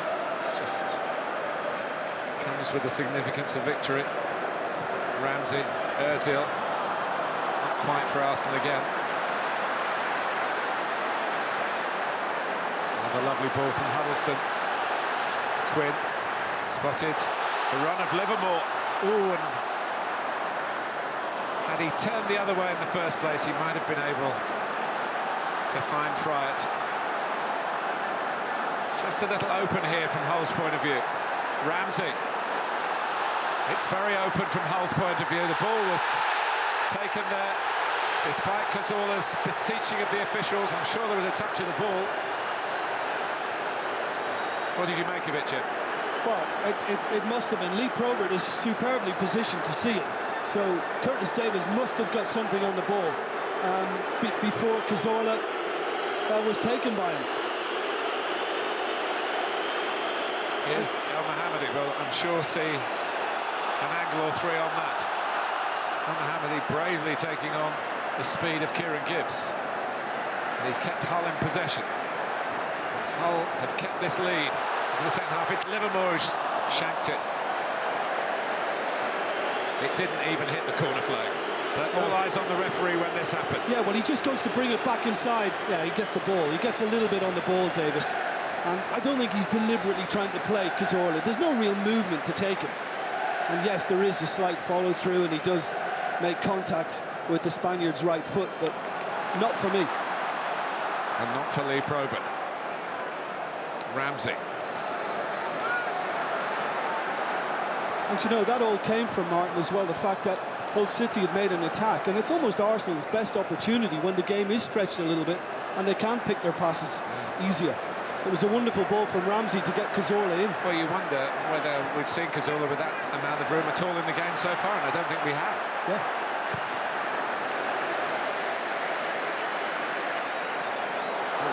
That's a partnership for you. A lucky ricochet between the two centre-backs. Myler feeling he might be in trouble here, but he is with a yellow card.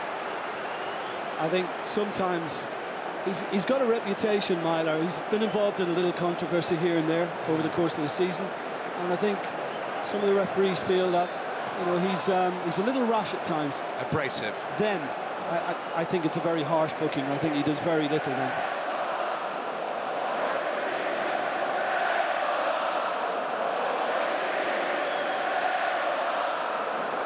Arteta.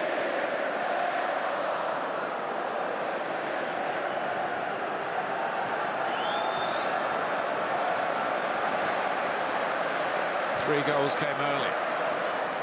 You just sense we're going to get some late drama here. Yeah, well, I mean, I think at this stage, Hull have been so good, really, at defending their lead. I think Arsenal would be just delighted to be able to get to extra time. I think just even levelling it at 2-2. I think when we saw Cazorla knock that one in, you just felt there was a lot more coming from Arsenal, but it hasn't been the case. Gibbs. Giroud has turned McShane. Hull could be in trouble here. Oh, and it's the side netting from Snuggerud. Maybe he didn't get the last touch, and the referee's changed his mind. He's of that opinion. Yeah, well, because he's ahead of the near post, Sonogo, it's a difficult one, and he goes for the flick. It was beautiful work from Giroud. Nice turn, but I think it was deemed to have come off. The Hull City skipper lost. Cazorla's corner.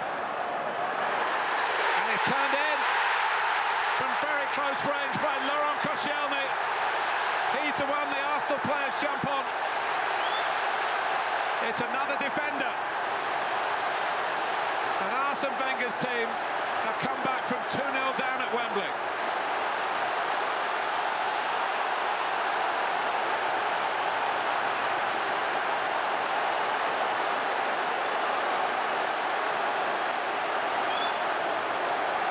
Steve Bruce has to take it on the chin. Well, incredible as well that it's come from yet another set piece, and again I think the damage was done once Hull failed to win the first one. And Koscielny is fortunate in the fact that the ricochet fell really kindly for him. Hull are by now all looking at the ball. It comes off another Hull player to fall from, and all he's got to do is swivel. And even then, I'm not sure the contact was great. It doesn't matter. He got something on it to get it to cross that line. And it's been improving from Arsenal since they made the change. And they're right back in it now. That's a huge bonus for Koscielny, who was caught by Alan McGregor trying to keep it out.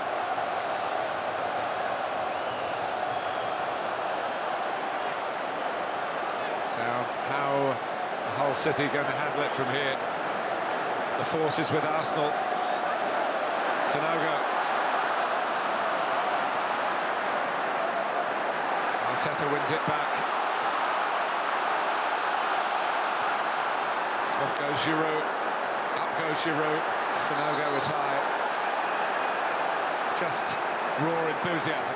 But just looking at Giroud, Martin, he just looks as if he's happier. The fact that he's got someone up alongside him who he can look to link up with, and you know, he attempted to get the header down for Sonogo there.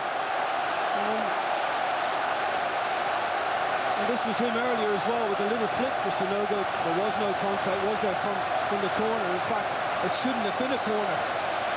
That looked like clean off Sonogo, and Arsenal have got lucky in getting the decision and getting the equaliser. Well, all you can say after that is you've still got to defend the corner, haven't you? Absolutely. And they didn't defend it very well. And Arsenal's prayers have been answered. But they still have to complete the comeback.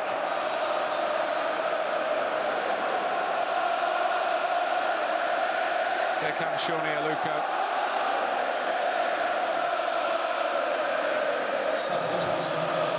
Pace on the break.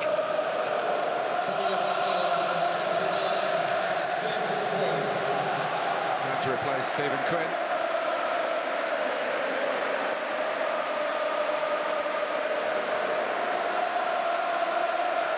Yeah, I could see why Matty Fryer remains on the pitch, because of his ability to score a goal. And now Shawnee Aluko will be expected to try and run that Arsenal defence and get beyond them.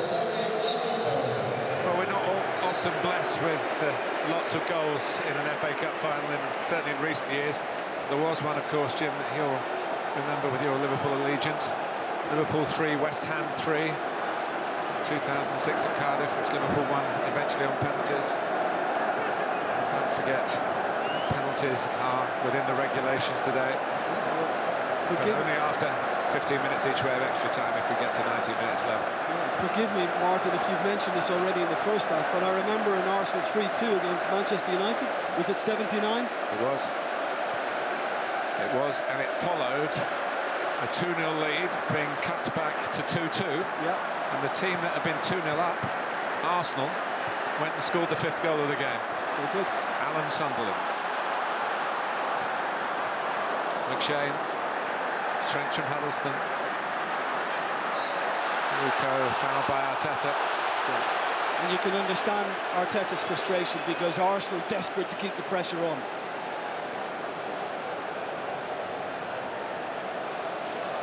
Well, he's feeling a fair bit better about life. They trailed for much of the game. I'm just trying to remember the last time I've seen Arsenal play with a 4-4-2 formation. It's something he had to do, and Needs must. Needs must, and it's helped. It's helped a lot. Headed on by Al-Mohammadi. Hunted down by Fright again, who's still got some energy.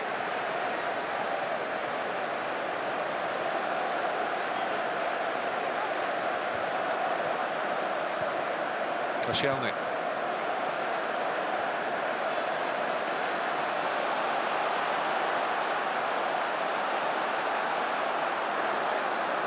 Well, 3 of the 4 goals have come from defenders, either directly from set plays, on second balls from set plays, and a free kick.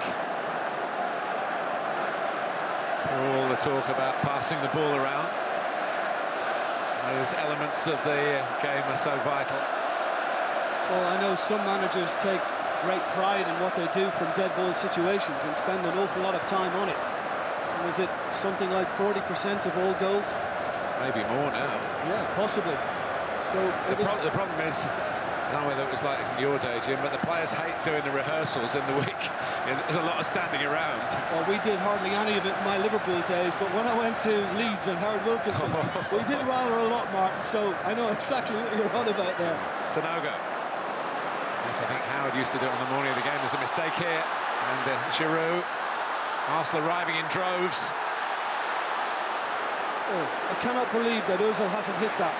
Instead, he's looked for another pass when he could just swivel on it and try and fire it goal.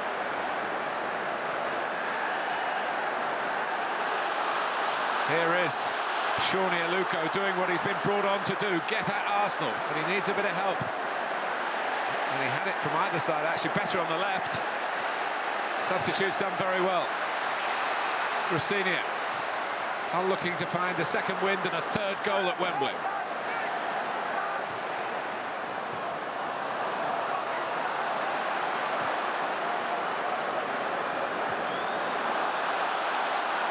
Shane covers.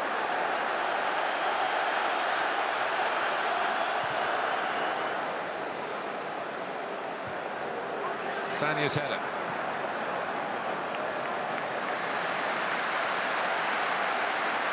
Mertesacker. I think he scored in the semi-final to get Arsenal out of a jam. What is it about defenders? And Hull make a defensive change. Arsenal make an attacking change, and the tide is completely shifted.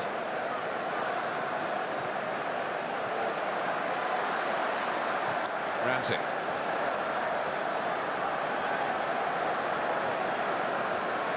Giroud just tucking it around the corner for Sanogo. He'll get it again here. Oh, and it's Kieran Gibbs! What a chance.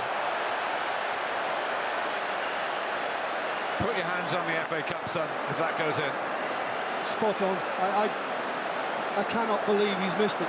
Sanogo, I think, does wonderfully well. Maybe a little fortunate in the fact that it finds its way to the far post. But Kieran Gibbs knew as soon as he set this up, on a strong left foot as well, that this could be his moment. And I cannot believe he's got under it to that extent. What a miss. Another defender. Another defender. Of course, the best of it in recent times, best in recent times, Steve Bruce himself. I think nearly got 20 goals, got 19 goals one season for Manchester United. Listen, I've been in that position myself, and when I wasn't used to it, you're going to speak up for the left backs. Sometimes you can get a little rush of blood. Here's Aaron Ramsey with a lot of room. He wants to get it onto his right foot for a pass. Challenge here again. Referee Probert not of a mind to give the FA Cup final a penalty. And give Arsenal a penalty. And here's Aluko.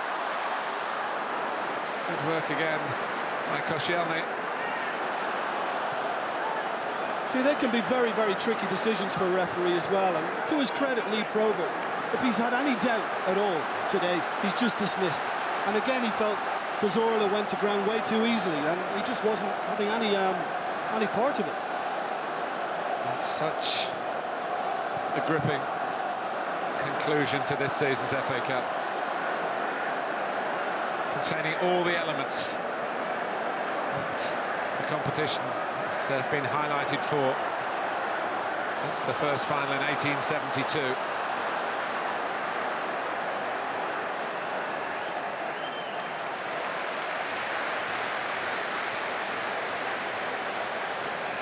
I mean, again, there's just a little touch on the ball to come Cazorla's way. He's felt a brush from Myler. That's all it was. And again, I think Lee Probert's got it correct. You know, for me, it's not a real attempt to bowl him over. Maybe third time lucky for the Spaniard. He gets into those positions again. That's twice he's been, if you like, thwarted by the decision. But I think when the dust settles, and particularly if Arsenal do win this final, he might look back on it and think, well, worth the shout, but yeah, well played the referee. Yeah.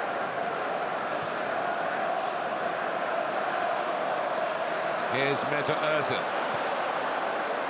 Sanogo almost finding Ramsey. Drops for Giroud, beaten away by McGregor.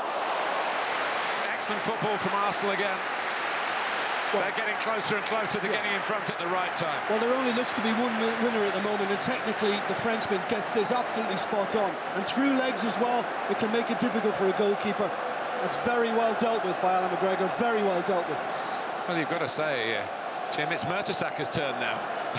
Yeah. There he is. Leaning in towards it too. Ozil. Ramsey not pressed. To put the ball in some consideration.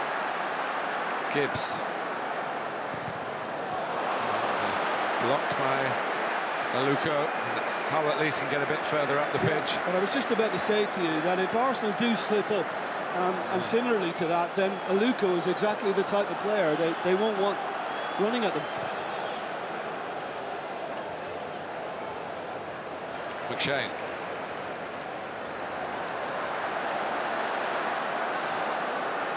Ozil. Ramsey. It's McGregor's. Well, of course, they can lose the match and all the disappointment that goes with it, but they've gained so much, whatever happens, Steve Bruce and Hull City, from the performance. And they've come here and taken Arsenal on head-to-head. And given the favourites all sorts of problems, and they're still in with a big shout. Yeah, and really the last kind of 10-15 minutes, I mean, Arsenal have looked very dominant, but prior to that, it wasn't the case. It was very evenly matched, and Hull gave pretty much as good as they got. Davis, Senior, Luca, Senior again.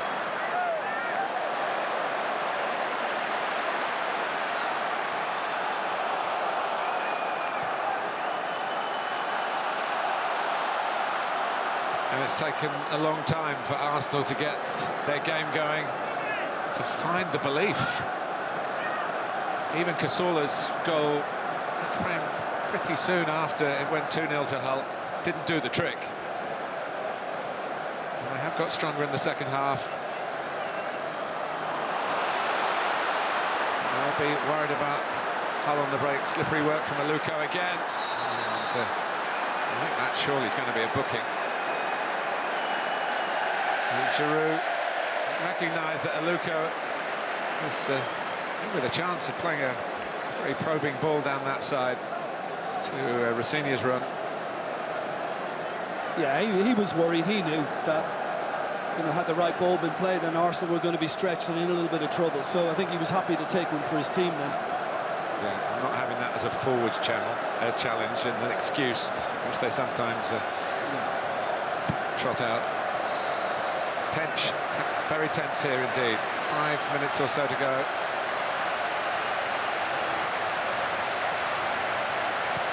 And then the possibility of extra time, but here's McShane. Al-Mohammadi putting it back in. And Curtis Davis with already one to his name.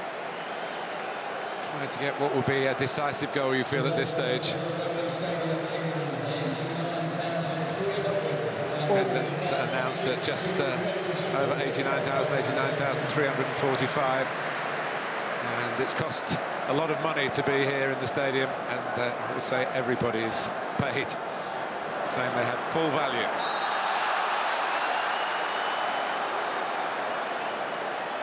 No card for Davis this time. It's taken a while for Lee Probert to have to referee in this way. Yeah, I think this is Giroud, he had to do Davis, surely, didn't he? Yeah, it was one of his easier decisions. He had two little pulls at him, Curtis Davis, and yeah, he had to brandish yellow for that too.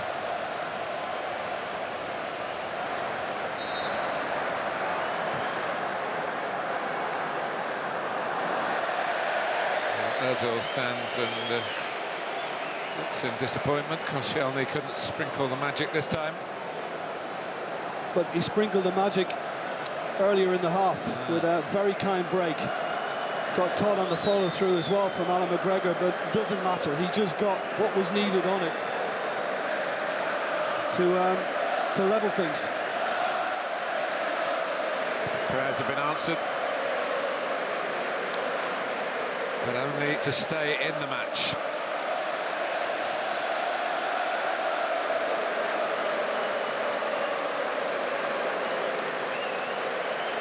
Well, Hull are attacking what we could call the Ben Watson end in these closing minutes of the 90, where the decisive goal came a year ago for Wigan.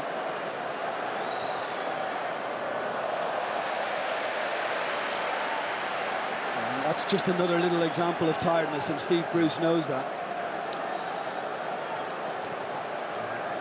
Both managers having to factor in potential changes, the extra time situation.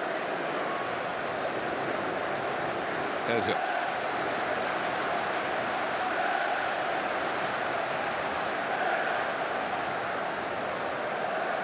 Ramsey. Koscielny. Arsenal haven't led at all here at Wembley this afternoon. Now would be the time. Sanya.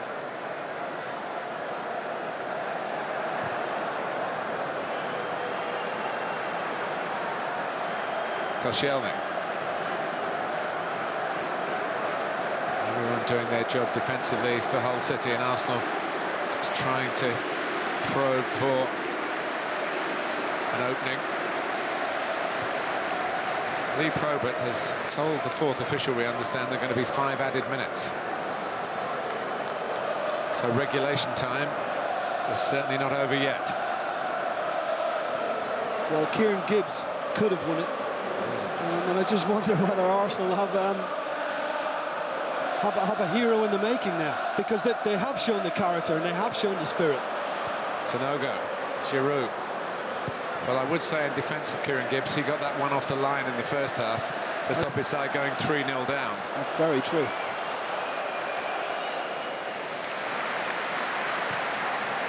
From Alex Bruce's header. I still think he'll be thinking more about the miss than the clearance off the line, Martin.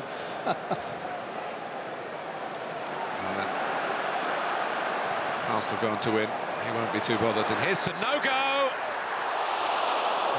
Say, the chance to get your very first goal for a club to win the FA Cup. Yeah, and the problem for him was, as soon as he picks this up, Sanogo, is that he doesn't get clean contact. Watch the way he plays it into the ground.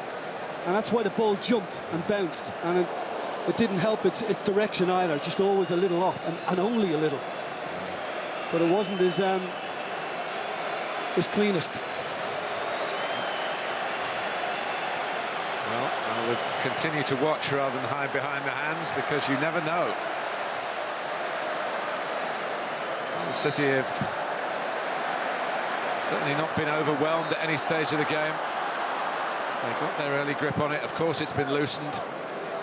Of course, the longer it goes on, you tend to feel, as a seasoned football watcher, that class will out, and there's a bit more class sprinkled in the Arsenal team and in the Hull ranks. Yeah, but it's not guaranteed. No, not by any means. And one thing Steve Bruce's side, and they do play plenty of football as well, but they have got bags of spirit. Now is the time to show it. Get on the end of this, Curtis Davis. And he does. Mertesacker.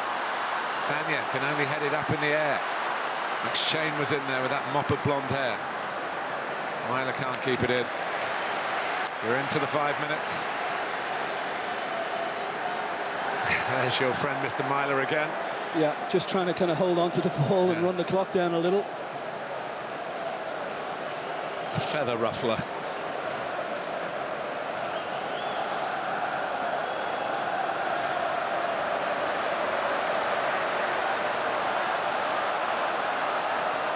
Well, Hull started so splendidly. Have they got a finish in them? Or are they going to concede and have heartbreak at Wembley? Might be the former at the moment. Mertesacker had a fire to put out there.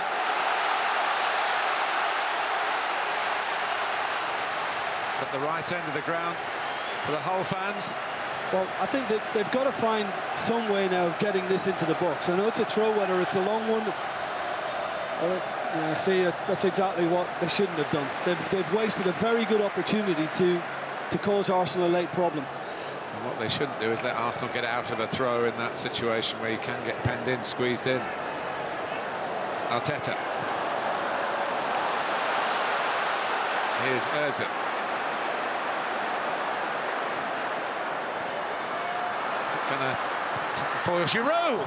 Did very well. Aware of the ticking clock, I think. Yeah, probably his best effort of the game. Very much so. And, you know, for such a big man as well, to turn so sharply here, it's very impressive. And he got good power behind it too. It wasn't an easy skill.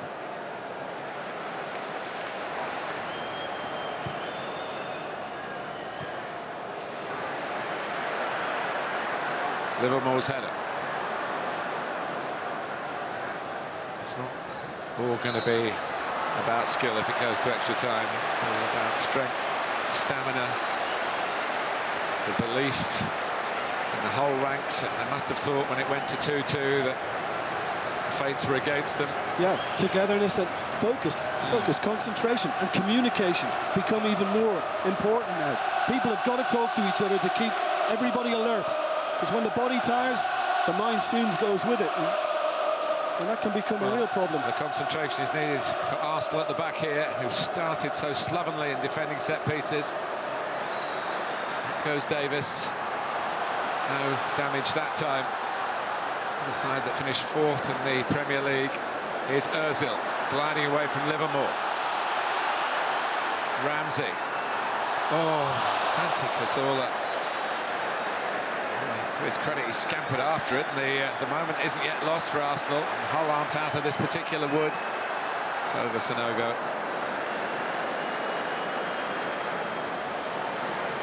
Well, we've tried to give the players an excuse about the weather and the pressures and whatever.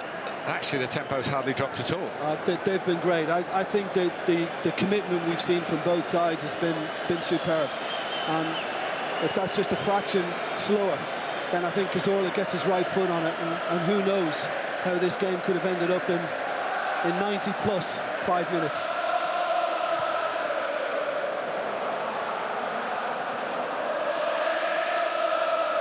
Whole song echoing around Wembley, trying to outshout their Arsenal counterparts. On the pitch, the Arsenal players going to get the better of their Hull counterparts, and Giroud rushed it, forced it a little. Understandable. Yeah. And again, you know, he knows that the whistle is going to go pretty soon, and just hoping to squeeze another chance out of it before that happens.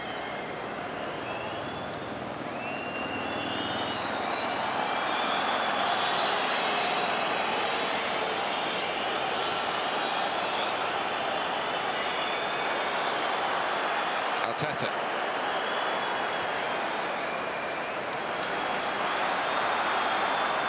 This might well be the last attack for Lee Probert. Herald's extra time. There's an awkward bounce there and an awkward jump by Sagna.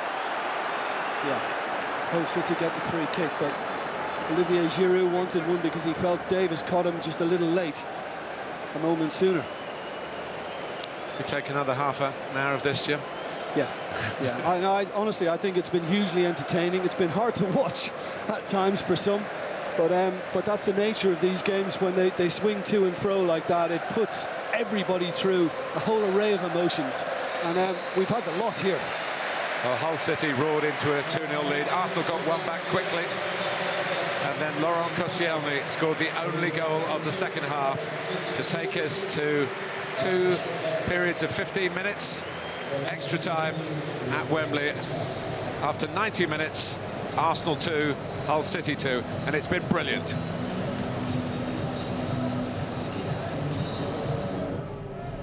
Yes, 2-2 at Wembley, and it's been an epic struggle so far.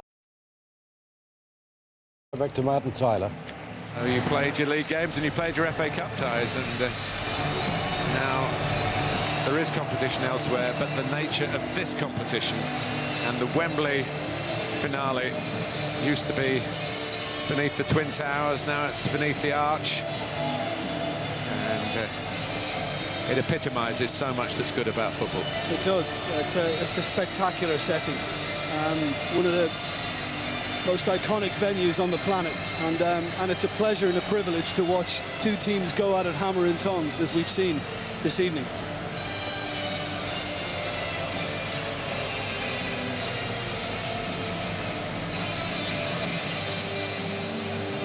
So a little bit of liquid has been taken on board. Here's the message for all Hull fans to take on board.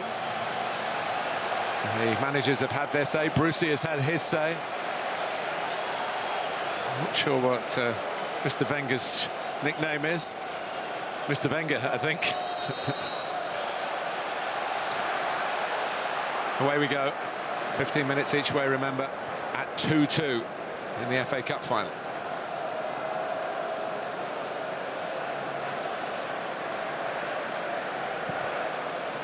Sagna.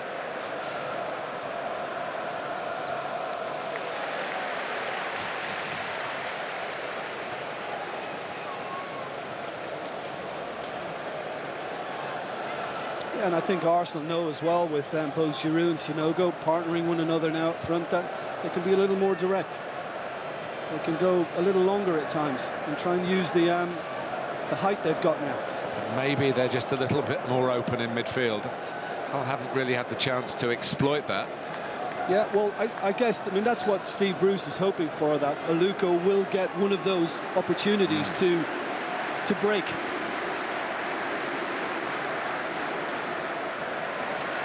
Arsenal's throw. So we really have the feelings now, Jim, that probably around the world everybody had at the start of the game. Arsenal should be the favourites. They're the side with the greater pedigree, the greater FA Cup history, the better recent run. Santi Cazorla. Gibbs goes for a little clip this time, and Curtis Davies got across in the nick of time. They need to win it again. Yeah, and the nature of the contest. Arsenal have the momentum now, and that's vitally important. But you can't underestimate the pride and the passion we've seen from the Hull City players. They've given it everything and still are. And who knows? They may come again. Well, defeat with honour is something that we talk about in the media. The fans can talk about. Professional players, it's still defeat. Yeah. But no one's losing at the moment.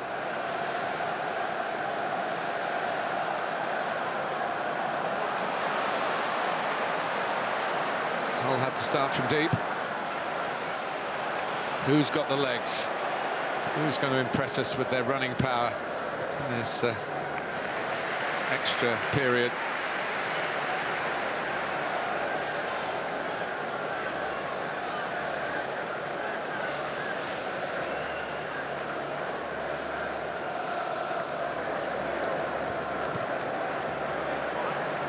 Right, knows it's his throw, but it's got to go out to be a throw. Matty. Well done by Sanya and by Ramsey.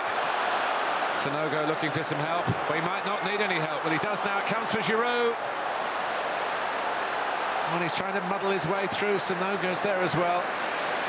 And there was a man over for Arsenal, Ozil. Yeah, there was. But Jake Livermore pretty much saved the day there by a great burst to get back. And that's fantastic desire to see that at this stage of the game. Not easy.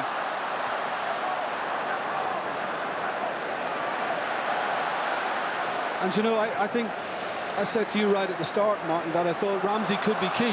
Oh, it was a mistake. Rossignol into Davis. Ramsey crosses. Oh, and it's off the bar. A trademark header from Olivier Giroud. I just think Ramsey's becoming more and more influential with his passing. I thought we might see much more from him in terms of his running forward. Been very little of that, but his passing has really come on now, and it's got Arsenal away. And after the first ball to set Sanogo away, he got a bonus to get the second one in for Giroud. Arsenal making the better chances since it's gone to 2-2. Too conspicuously so. Kieran Gibbs in regulation time. Olivier Giroud climbing then. When you see moments like that, of course you think, yeah, it looks like Arsenal will probably win the day.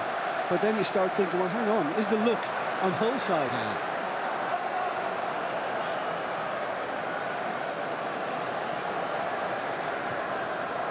Ramsey. Oh, it came out to where he'd like to be, really, with the ball at his feet. Probably on the right foot rather than the left. And this was Giroud, got in front of McShane and battered it off the bar. Yeah, and I'm not sure whether McShane did enough just to cause that, but if he did with a little bit of contact, then he's helped his team enormously. But I think from Giroud's reaction, he felt he should have had it underneath that crossbar. That's what he does. He scores headers like that. That's how he's earned his elevation through French football into the squad of a French manager here. That was a Brucey bonus. Yeah.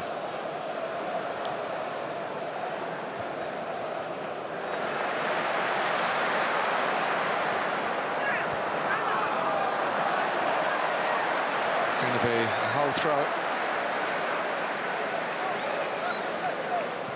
Mikel Arteta is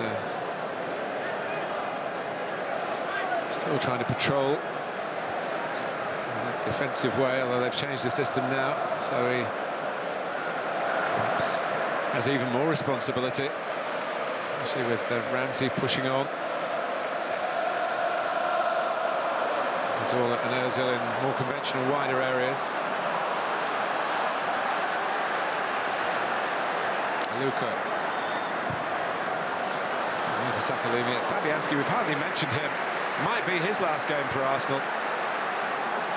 He's been the understudy for Szczesny in Premier League and Champions League. He hasn't had to pull off the sort of saves McGregor has. No, but he's picked the ball out of the net Same time, doesn't it? Yeah. There's it.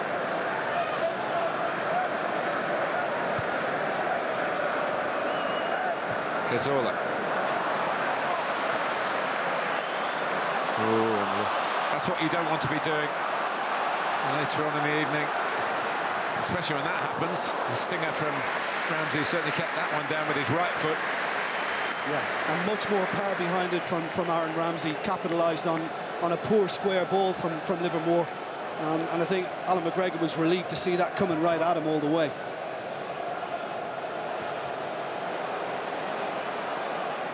Myler. Looking it down for Luka, picked up by Huddleston. Now Rossignol. Myler. Livermore. Sort of running power left in El Mohammadi. Not quite as much as he had at the start, and that's certainly understandable. He thought he was fouled. Yeah. I think he kind of prodded the ball and then he kind of caught Gibbs' foot there.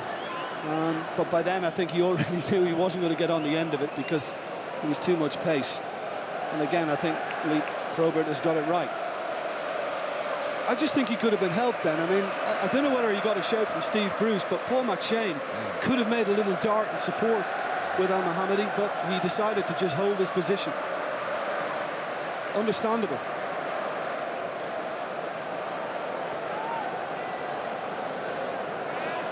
Ramsey.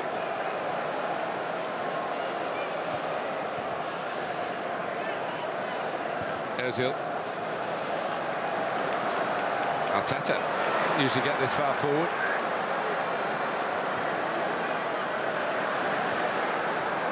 Fed into Ramsey. Oh, it's beautifully worked, can Ramsey? Well, he can't.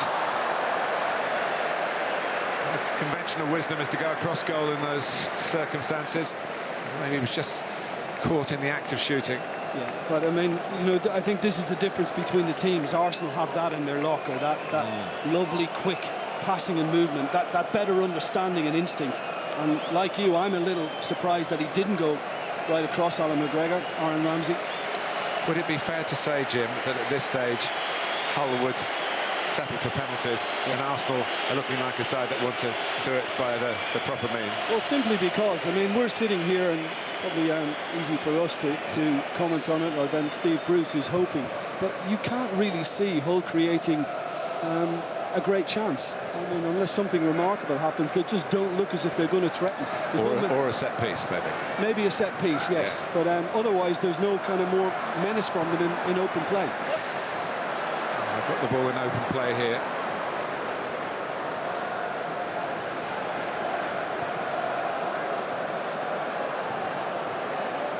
When passing, just admiring James Chester, who was ruled out with a hamstring injury and is still going strong after almost 100 minutes. Yeah. And he scored a goal. And he scored, yeah. And those types of injuries, when you think you're okay again, and then you get involved in the pace of a match, and all of a sudden it pings again, it goes again. So he's done extremely well. Well, maybe it was, in the end, something like a sciatic nerve, which you can deal with a bit quicker if you're lucky. It does feel like a hamstring injury when that happens. Here's Santi Cazorla. McShane is there. McShane and Luko, the substitutes. Luko is here.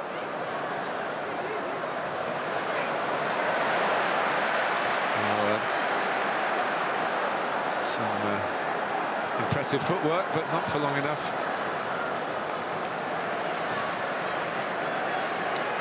It's an intriguing possibility for Steve Bruce. Is getting George Boyd limbering up, who is, of course, a player with a match-winning moment in his locker. Really a clever player.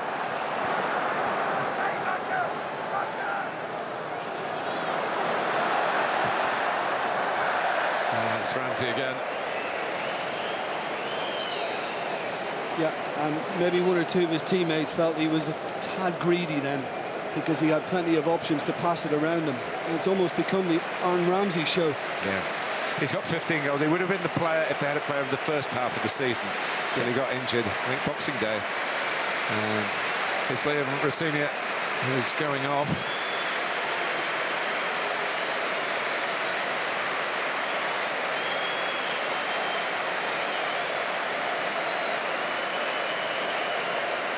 A popular character. George Boyd, and it's not what you would call like for like. No, because George Boyd essentially is an attacking player.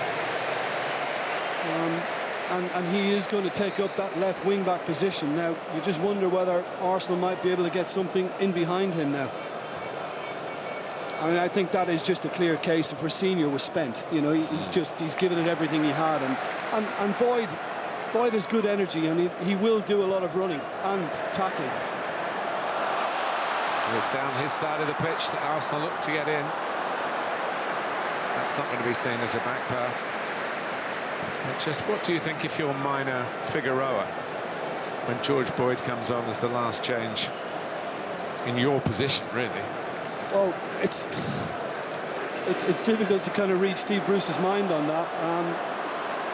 You never know what's going on in training, of course, in the build-up to this, because that can play a part. But I guess Steve Bruce is still hoping that maybe Boyd can just have a little foray forward and get on the end of something, you know, more than Figueroa would do. So I can only surmise that that's his thinking. Change of gear from Ozil. A pass for Sanogo.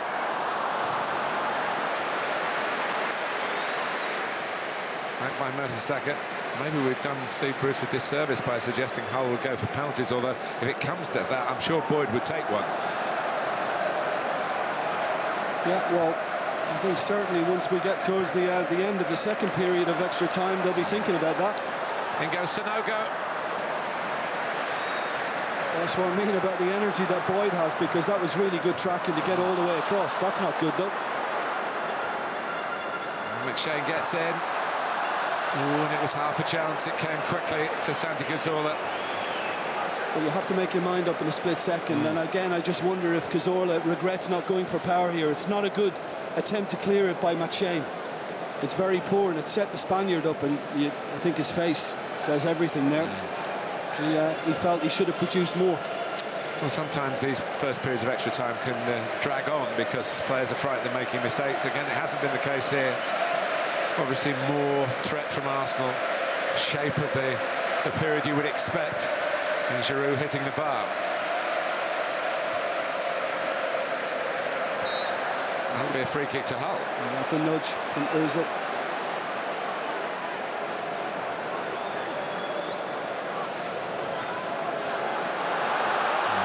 Arsenal might just be caught out by that short free kick.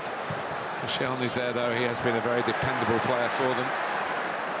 Always a good position to pick up as well. I mean, it's almost called the John Terry position, isn't it, these days, because he's done it so often.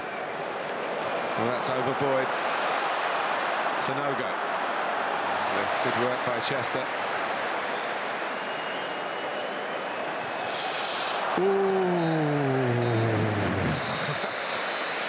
I thought Boyd could have given him something to aim for. Boyd just seemed to say, "You're on your own here, son. I'm not going to help you out." But McGregor didn't fancy turning the other way, did he? Backing his speed. It's half-time in extra time, incidentally. That's a little scary moment for the Scot. No goals in the first 15 minutes of the extra period, but Giroud did hit the bar. At Wembley, it is still Arsenal 2, Hull City 2 in the 2014 FA Cup final.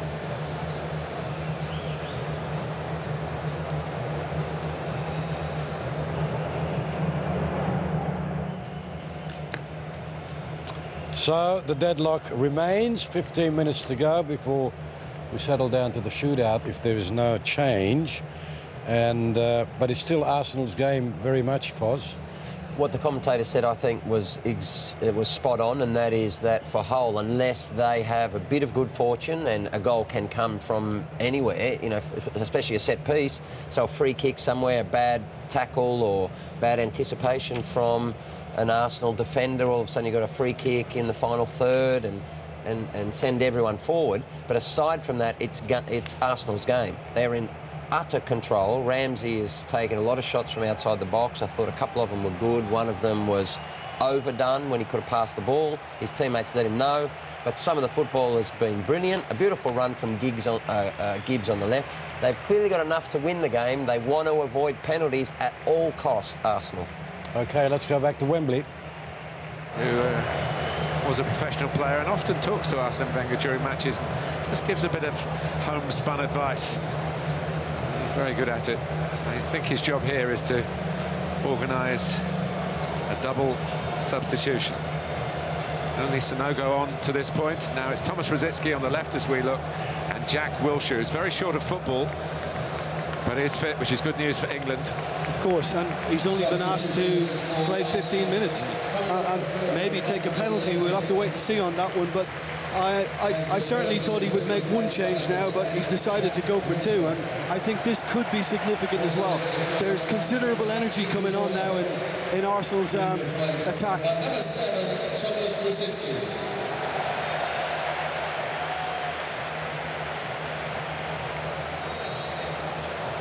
So Hull City start the second period of extra time.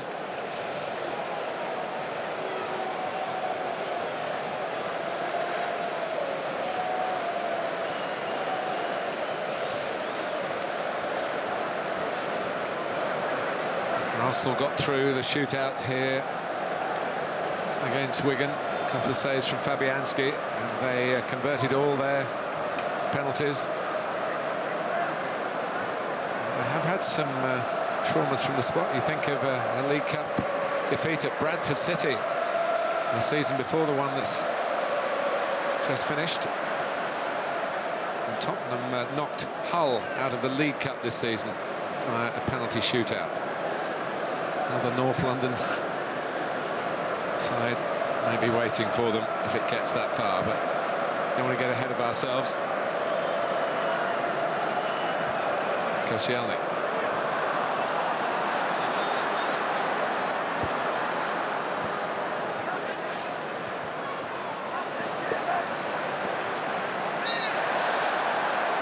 It's just again a little overzealous from Hull. Rosicky wants it back again. And again, Sanogo going to the near post. Here he is. He went for the pass. And then once more, it fell for a Ramsey shooting opportunity. Yeah, but listen, this was all between the two substitutes, Rosicky and Wilshere. And in the end, I think Wilshere was a little upset with Yaya Sanogo that he couldn't work the ball to him, and Ramsey even more so because he didn't keep the shot down. But there's the spark that Arsene Wenger was hoping for. A nice little bonus for Roy Hodgson, the England manager, as well, to see Jack Wilshere get some game time in an important game.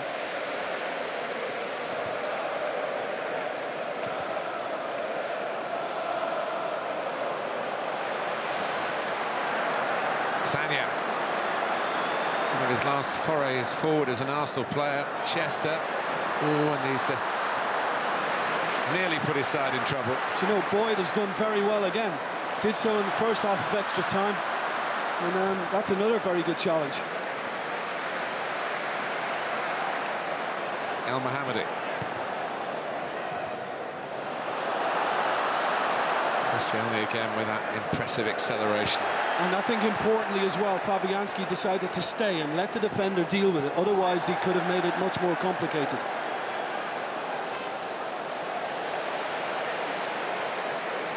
Good decision. His mind would be moving towards the possibility of a shootout again. No foul. It's an intentional move, I think Lee Probert thought. Arsenal win it back. And they've got plenty of players forward here. Wilshere. Here's Giroud. Oh, brilliantly taken. Absolutely brilliantly taken by Aaron Ramsey.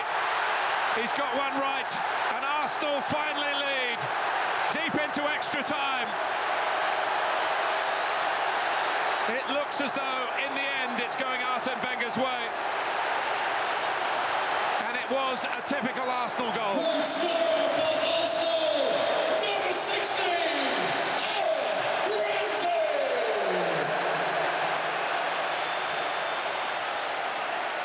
But for so much of the game, he's had to bide his time. He's had to wait, and he's not made the adventurous running forward that we've seen so often from him this season. But he's been given much more freedom as the game has progressed. And just look at the little dart he made into the box, and the lovely little flick back as well by Giroud to find him.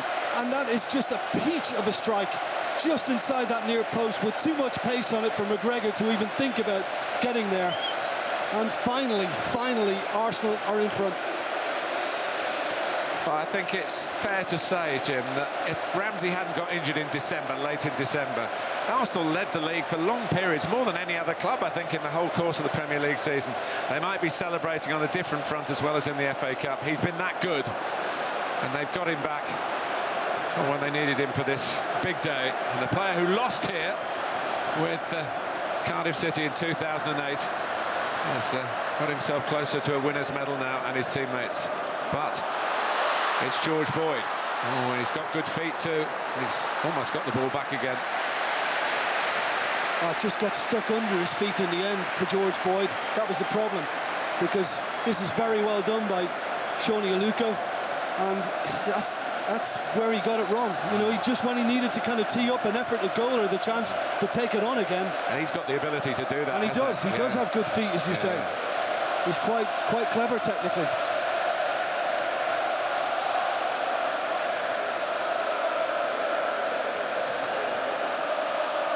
But I just think when you look back on the contest as a whole, Martin, that kind of half-forward line of Arsenal, who are very impressive, hugely talented, the likes of Cazorla, Özil, Podolski, didn't really do it. And it's been kind of left again with the changes that Arsene Wenger has made, which have been very positive and have worked. I think Ramsey has been their best again. But they're under pressure here defensively. But the flag is up, and that's disappointing from Hull's point of view. It was their skill at set pieces and Arsenal's vulnerability that put them in trouble. But the damage seems to have been repaired. The comeback looks to be complete. I can't tell you how good that touch is as well from Ramsey. You know, Alan McGregor obviously feels now it's probably just been prized away from Hull City, but he came onto it so well, and it wasn't the easiest one either, because when it was back heel by Giroud, it just kind of bounced a little bit. But it was an absolute beauty. Here's Aluko. And you mentioned just earlier that how his teammates were getting at him a bit for shooting too much. That's right. They're not now. And what has Steve Bruce got up those sleeves of his?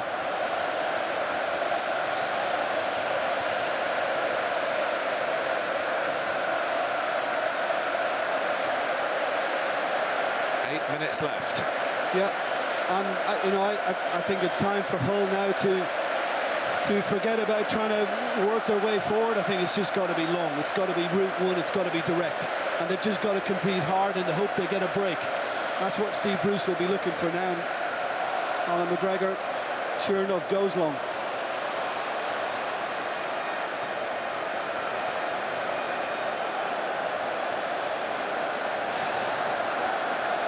Well, they were quiet for a long time, and they were in full voice. They were. And obviously the big change now is the fact that Curtis Davis is playing as a centre-forward. And I think a slightly damaged centre-forward as well. He got that bang on the hip or on the thigh, didn't he?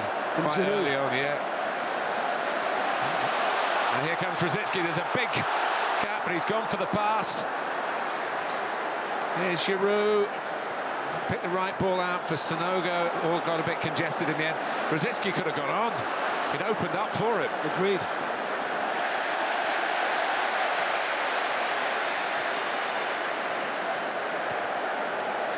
Oh, and it's a mistake by El Mohammadi. And Sanogo isn't far away from dotting the I and crossing the T. Yeah, El Mohammadi will be very relieved because this is clumsy from him. He just put it straight into Sanogo's path. And again, speaking of clumsy, it's a little clumsy technically, but once it goes through legs like that, a goalkeeper is never quite sure. And it might have been the barest touch too from Alan McGregor. Well, he's getting some big opportunities, isn't he? Played in the semi-final. The first call today from Arsene Wenger. And he bought him, of course, so he's got to show his faith in him. He had half the season out, the first half of the season out with, I think, a back problem. Flag is up again here. I said it, he gave the attack a little bit more. And I think he helped Giroud. I think Giroud was having a very tough time of it on his own. And I think the fact that he had a little support as well, I think it just lifted the whole Arsenal performance. A little premature, maybe. Still over 5 minutes and maybe another little bit added on.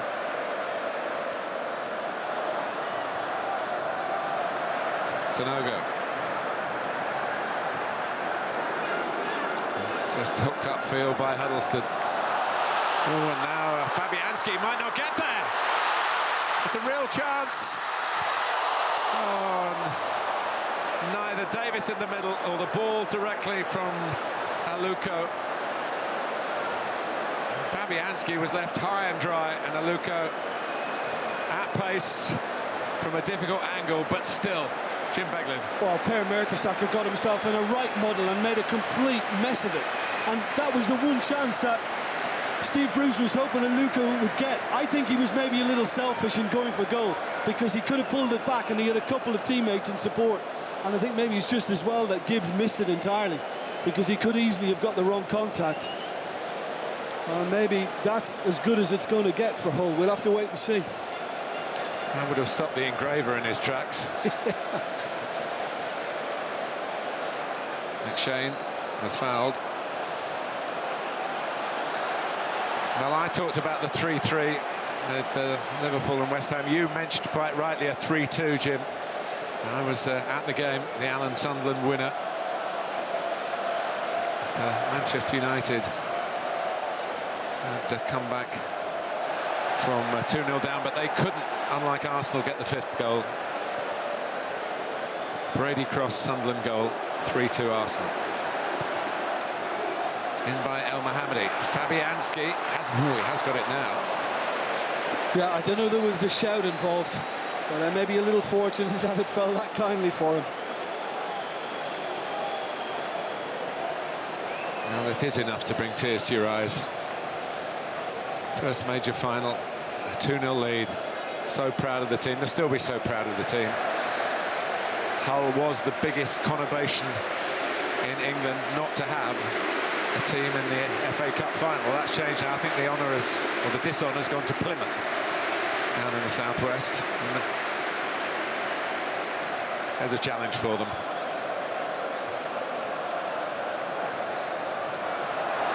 Here's Rosicky, and they could easily be in again here. It's going to be a moment or two like that. I'm sure another chance for Arsenal. Hull have to find a bit of energy, find numbers up the pitch, somehow find a way to get the ball up the pitch. Yeah, I mean, they've got to defend this, obviously, but then I think they've got to completely take risks. I mean, it's just that situation now. If they can force a corner, we might even see McGregor up.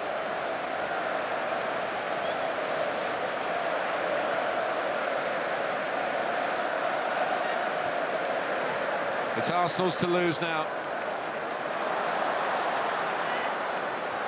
It's a protracted fall, but Sanogo's still going! Again denied that first ever Arsenal goal. McGregor's kept Hull in it for a couple of minutes that remain.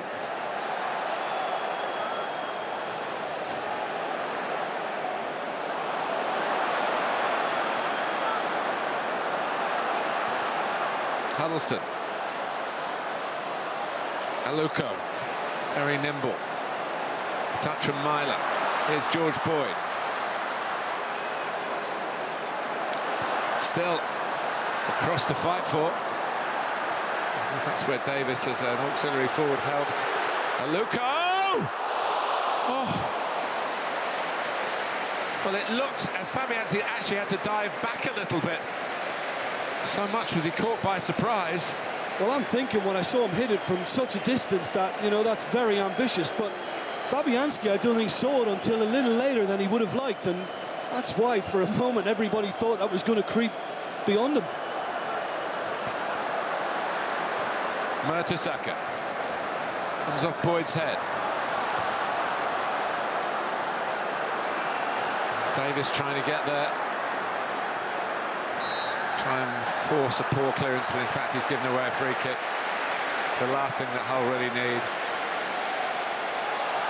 Yeah, and that might not have helped their cause, but the referee again has viewed it very lightly when Huddleston barged Giroud to the ground and getting the ball back.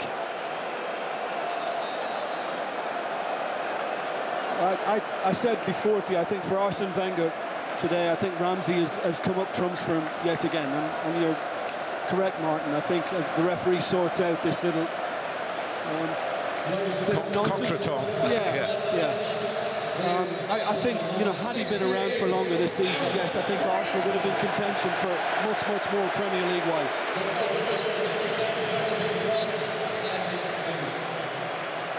I think Aaron Ramsey's been announced as the sponsors man of the match as well.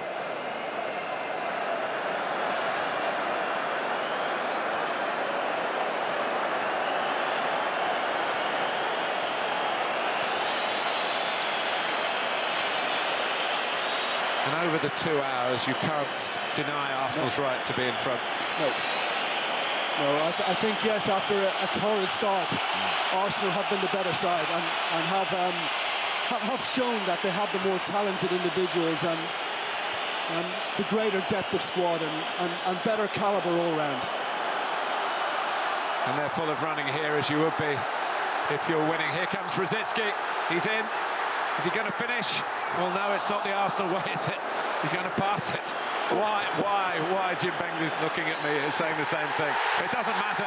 Arsene Wenger's 9-year wait is over. Arsenal's 9-year wait is over.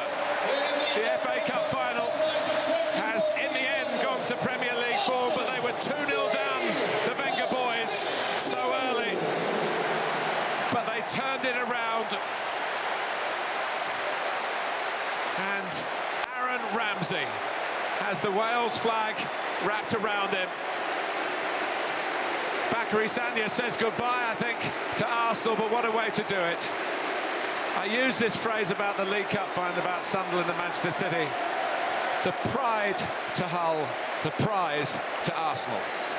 Without a shadow of a doubt, I think we have to heap great praise on those Hull City players for the way they stayed at it. Yes, they knew they had an exceptional start to this game and that Arsenal were likely to respond, but they made Arsenal work every second of this game to get what they finally achieved. And yes, Arsene Wenger and his players do deserve to lift this trophy now, but I really do feel for the likes of those Hull City players and Tom Huddleston, Curtis Davis, because they could not have given it any more. Well, Arsene Wenger is the manager that Arsenal kept true to. The board backed him from 2005 here to 2014.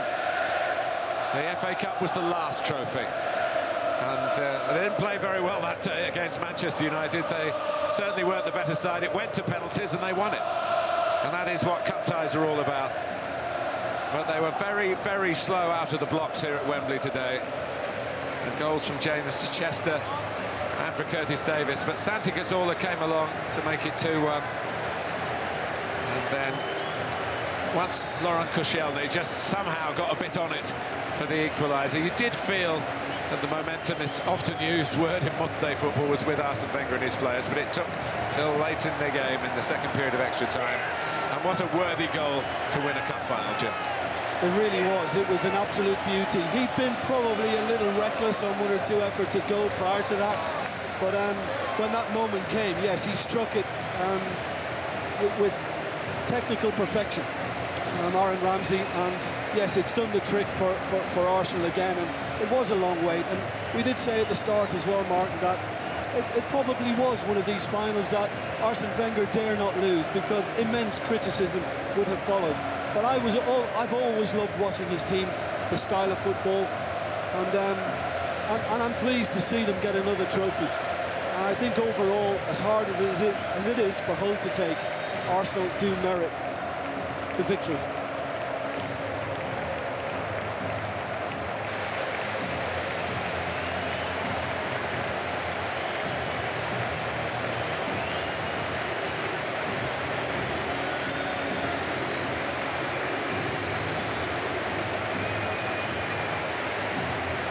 Happy ending to a tough afternoon for the Gunners supporters and indeed the Gunners players.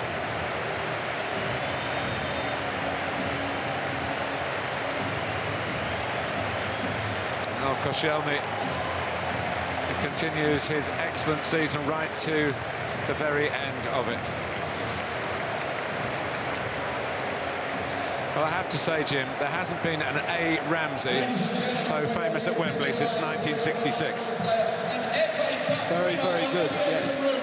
I think he deserves his award of the man of the match too. Aaron Ramsey, he's been superb, absolutely superb. It's such a shame that he had to spend so much time out with injury, because, boy, Arsenal Football Club missed him massively. And that goal was what his game is all about. It is. I 16 for the season, only half a season, really. I like him a lot now to Frank Lampard, simply because Lampard became not just a great runner for midfield to be able to get on the end of things, but a terrific finisher. And I think Ramsey has now elevated himself to that bracket where his finishing is that good. And we witnessed that on the winning goal today, and worthy of winning any cup final. Well, there are always two sides to every story. And they were given a taste of it, weren't they, the Hull supporters, with that 2-goal lead, thinking that they could defy the odds as Wigan did. But Wigan had one knack that Hull couldn't manage today. They got in front when there was very little time to go. Yeah, I heard a little bit of laughing and joking as I approached the stadium, but Hull City fans were saying to Arsenal fans, you know, give us a chance today, let us win it, please. And I think many of those Hull City fans would have come with a little trepidation, feeling that Arsenal probably would run out comfortable winners. Very much not the case, in fact, the opposite. And I think that they'll go back to Humberside extremely, extremely proud of the fact that their players gave everything. You cannot ask any more from a group of players. And we know Hull, in comparison to Arsenal, are a little more limited, but they came mighty close. And well done, James Chester, to get through the whole 2 hours with a dodgy hammy and score a goal. But we sometimes say who wanted it more. You couldn't make a distinction, but we could say today who needed it more. Yeah. And particularly Arsene Wenger needed it very, very much.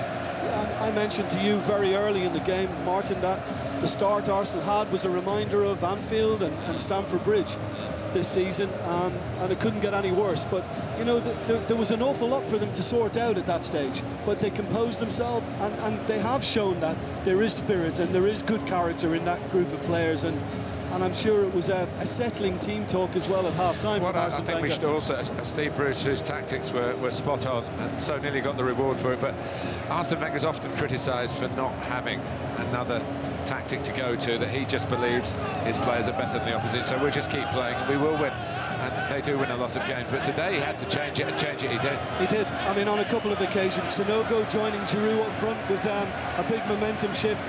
And of course, in bringing, for the second half of extra time, bringing on both Wilshere and Brzezinski was very important as well for Arsenal too. And I just think he needs to sign another striker though. I think he needs another high caliber operator to play up front. With all due respect to Yaya Sanogo, I'm sure will develop and get better. I think he needs to go into the market this summer and get somebody of that quality.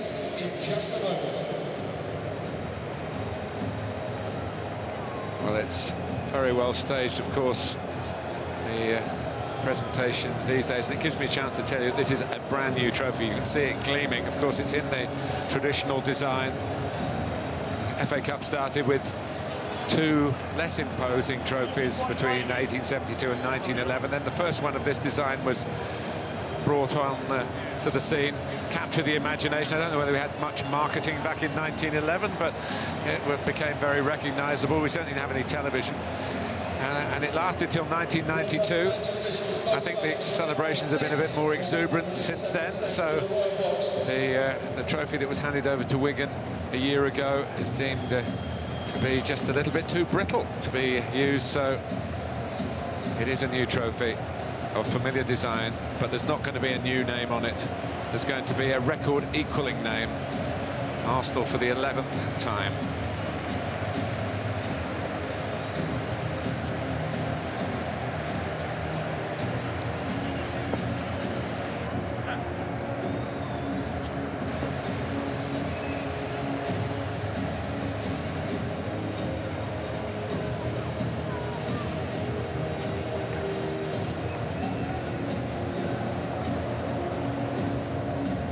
Well, winning and losing does matter to those involved in the profession. Their careers, their lifestyles hang on it.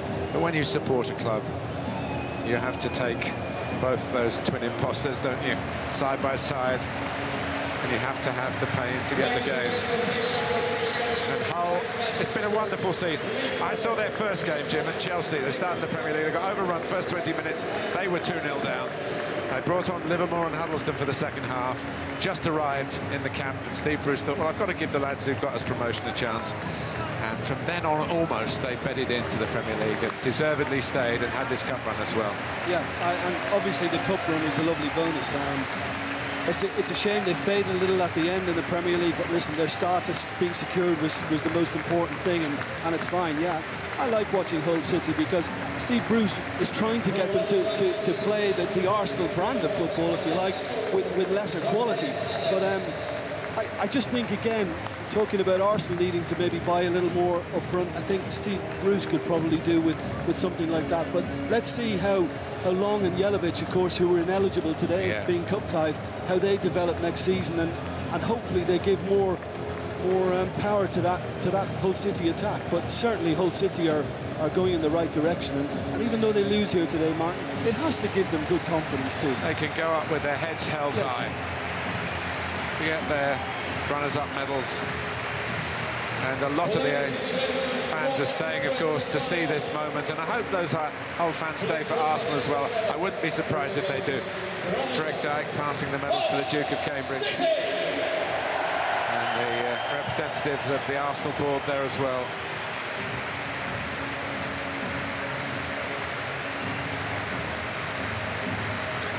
Well, their previous best in the FA Cup, 1930, a semi-final beaten by Arsenal. Now they reach the final, and who do they come up against again today? Not just an Arsenal, but an Arsenal for whom failure was unthinkable, really. And when they were wheeling around in celebration to the goals from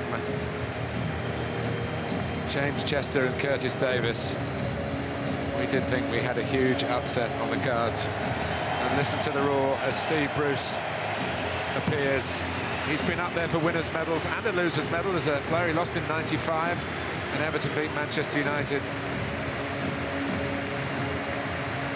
But he's been part of a final as manager, and he said it's even more gratifying than doing it as a player. It feels more satisfying to be able to negotiate that, and he had to do some hard work at half-time in the semi-final too, when they were behind to Sheffield United, Martin, and he sorted that out to win it 5-3 and get here today. And losing semi-finals, and I have lost an FA Cup semi-final, is a horrible, horrible experience. I think he was such a fine player that he had to work hard at his reputation as a manager. He had a lot of different clubs, but he certainly got that career back on track and only enhanced it with how he set out Hull today and how close he came to pulling off the very difficult.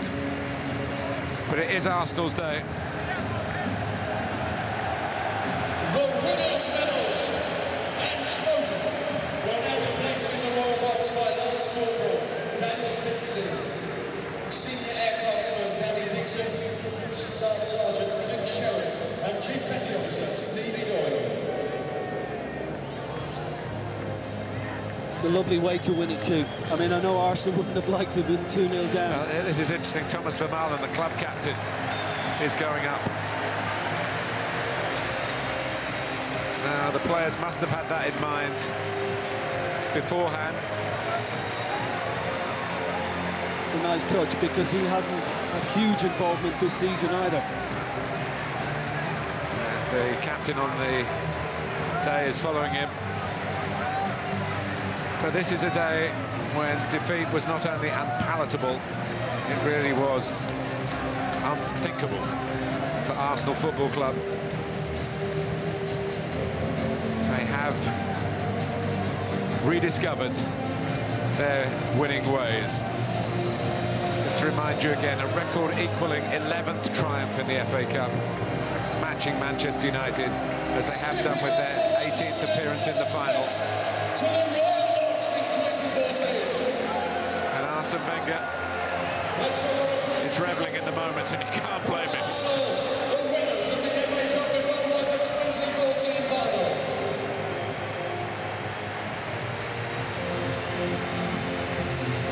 I just wonder what the plan is here for the presentation. The medalists are there. Arteta and Vermaelen are waiting. Maybe they're going to involve the manager as well. Who knows? Puff of the cheeks.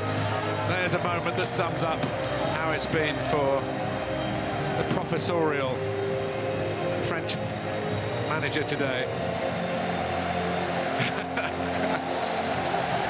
Has been a long wait for him. Their last success in any competition was in this very tournament in 2005. Their painful wait of 9 years without silverware is over.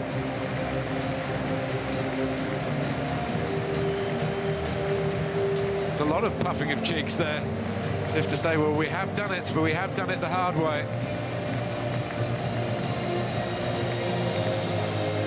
Arsene Lamb, the owner of Hull, paying his compliments. Vermaelen is edging into shot. Arteta is edging into shot. Arsenal have their hands on a trophy again. They are winners of the 2014 FA Cup, even without the lid. And no wonder he got to it very quickly. The somewhat beleaguered, but hugely admired manager Arsene Wenger. Jim Beglin, your thoughts on the Arsenal day? Well, I think they've done remarkably well to come back from a shocking start, and they retained their composure and their belief, knowing that they probably had the quality to come through in the end. I'm very pleased for Arsene Wenger because I think the teams he has produced over the years in English football, and some of them have been a real joy to watch. And he's had to wait quite a bit for this one to enjoy some success, but it is fully merited on the day. Atcha Flamini getting in on the act. We haven't seen that smile very often, have we? A lot of the camera shots, particularly over the second half of the season, have been of the grimace, the face of disappointment, the greying hair, the hollowing of the cheeks, and the wondering whether his time had come to an end. A glorious time, but when you look at the silverware he managed to achieve right from the off, really, it came to a shuddering halt in 2005. And when, of course, they left Highbury a year later, so much of the money that can get you a trophy-winning team went into the new ground. Yep. I still think, again, maybe when you look back at that side with the Vieiras and the Petits, and I think maybe he needs to kind of add something a little more physical, a little more robust in parts, which might just do the trick for Arsenal again too. But they're not far away, and certainly with the likes of Ramsey fit, Walcott to come back next season, I think they'll be much better for it. And great scenes now, and seeing the players celebrate with the trophy. Well, they've had to live with it all. The new ground even emphasises it all, because they put up all the winning years of the trophies in the past. And, of course, nothing since the Emirates was opened. Now they will have, when we go for the first Premier League game or early in the new season in August, there will be a new date up there alongside a drawing and etching of the FA Cup. It will say 2014. The first trophy for Arsenal in 9 years, and who can begrudge them that? Overall, a pretty admired team, coached by a pretty admired manager in Arsene Wenger. And here, of course, that means we'll continue with Arsenal at least for one more